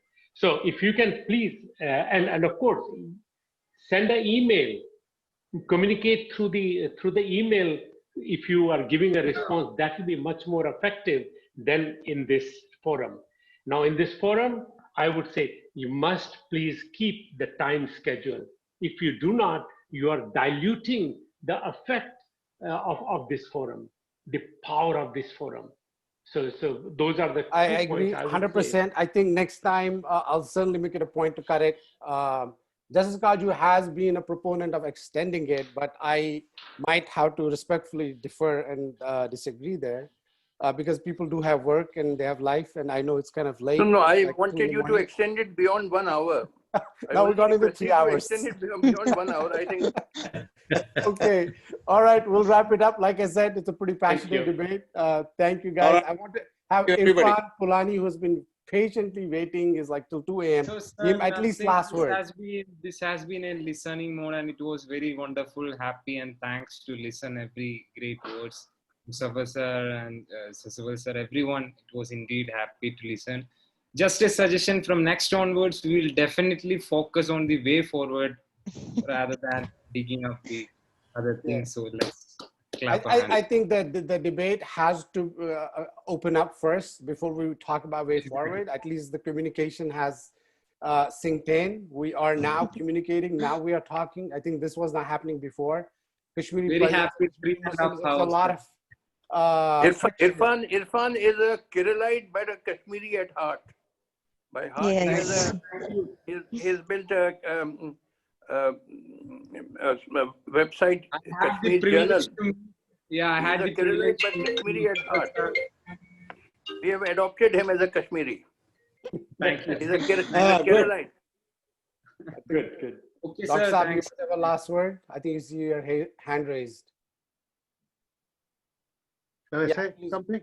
Yeah. I mean, my point that I was trying to make is that if we have to go forward, then we should, I mean, we already have stated, there's a position stated, you give us Gupkar declaration or there is no way forward. So is that what the idea is, that everybody has to agree to that, or is there a choice that you can talk about other options and they are also there, or is it that Gupkar or else? I mean, it wasn't clear to me after that discussion. We'll What is your certainly. view, Sadar Sahab? Huh? What is your view, Sadar Sahab? Kaju sir, I mean, I'm so glad you're asking me. I mean, Sazwal my Saab, view- Gupkar, my view- Sazwal Saab, let me add. Gupkar declaration is about 370 only, and we are working for the complete conflict resolution of Kashmir.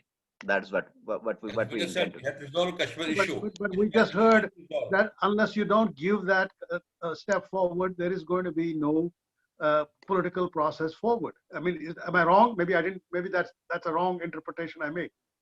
Is that a I wrong? think that is a stand of Shah Saab. That is correct. That is a that is a stand of all the political parties of Kashmir except Apni party and BJP. And my argument is that when the political process was begin, and with due deference to Mr. Shah, I mean, I have great respect for, as I said, I told him I have great respect for his father.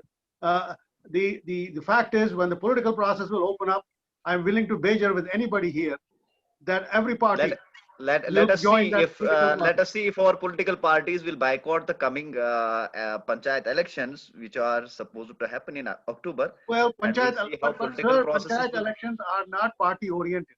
So if they say we're not supporting it, They are first move just these to have panchayat candidates, members from doesn't the matter. hotels to their constituencies.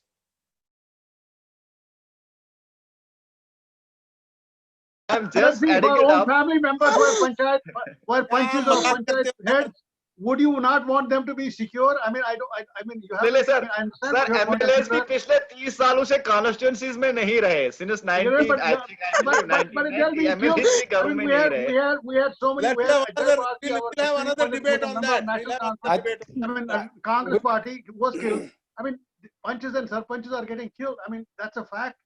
I mean, so they have to have a security.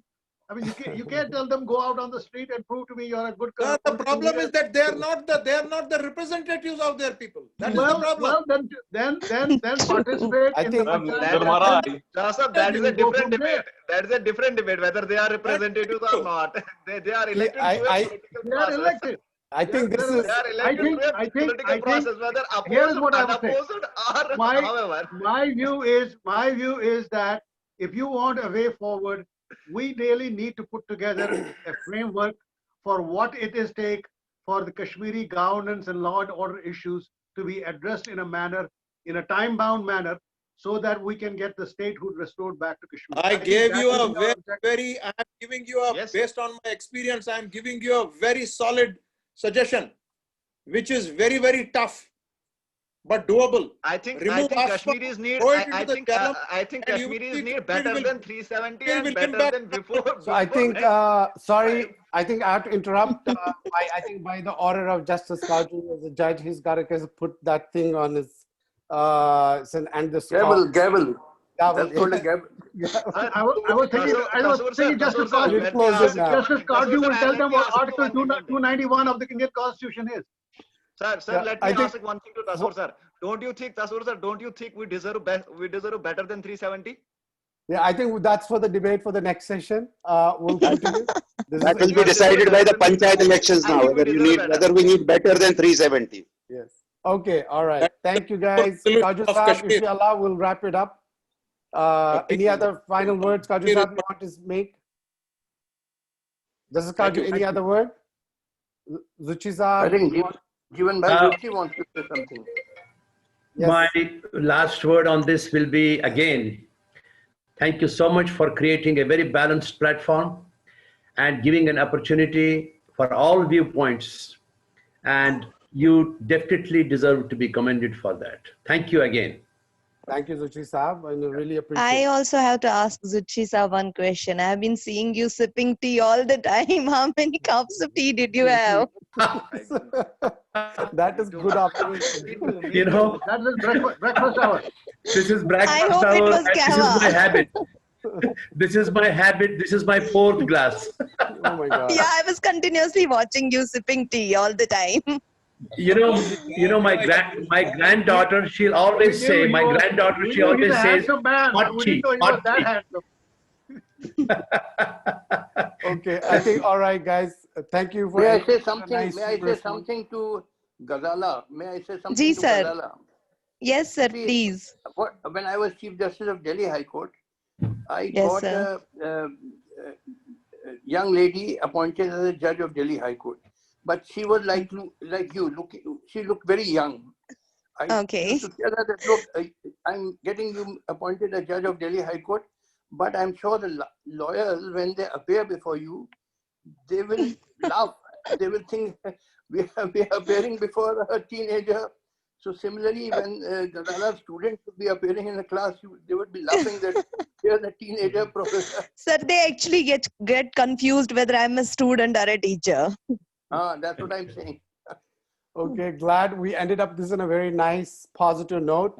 Again, thank you, everyone. I know after 3.5 hours, the debate, like what Irfan said, it's so full of energy and so much of passion. Yeah. I was just checking his message. For you guys in US, it's very convenient because you don't have a working day tomorrow. I'm here in India. I have a working day tomorrow. So I know. Because So it's like- actually, we used to do it in the mornings, India time, but just because of Dr. Sazal is in the East Coast, we had to do the evening time because it gets too late. Saturday. I meant Indian Saturday because I know. Sunday evening is very bad for us. Appreciate. And Shah Sahab, I want to tell you, I have your dad's photograph here in my drawing room. My father used to be a great admirer of your father. He was an excellent administrator. That's what I've heard at home. I have his photograph as the PWD minister on that highway, Panchok to that Bimina road that was built, and your dad and Salam Saab was the chief engineer. I have it in my drawing room here. I look at your fathers. I see him every day actually in my house. Both the Jammu highway and the Kashmir highway, the highway bypass. Yeah. They were built during Sheikh Saab's tenure when Shah Saab was the works minister. So when people say, "What have you done?" You have done nothing. I say, "Okay." No, so was indoor stadium. So was Sora. So was Centaur Hotel. Meaning, I know my father was involved in all these projects. Sorry, guys. Thank you. We have to wrap it up. Thank you, everyone. Have a good night. Good morning. Thank you. We'll Good see you in the night. next session. Thank you.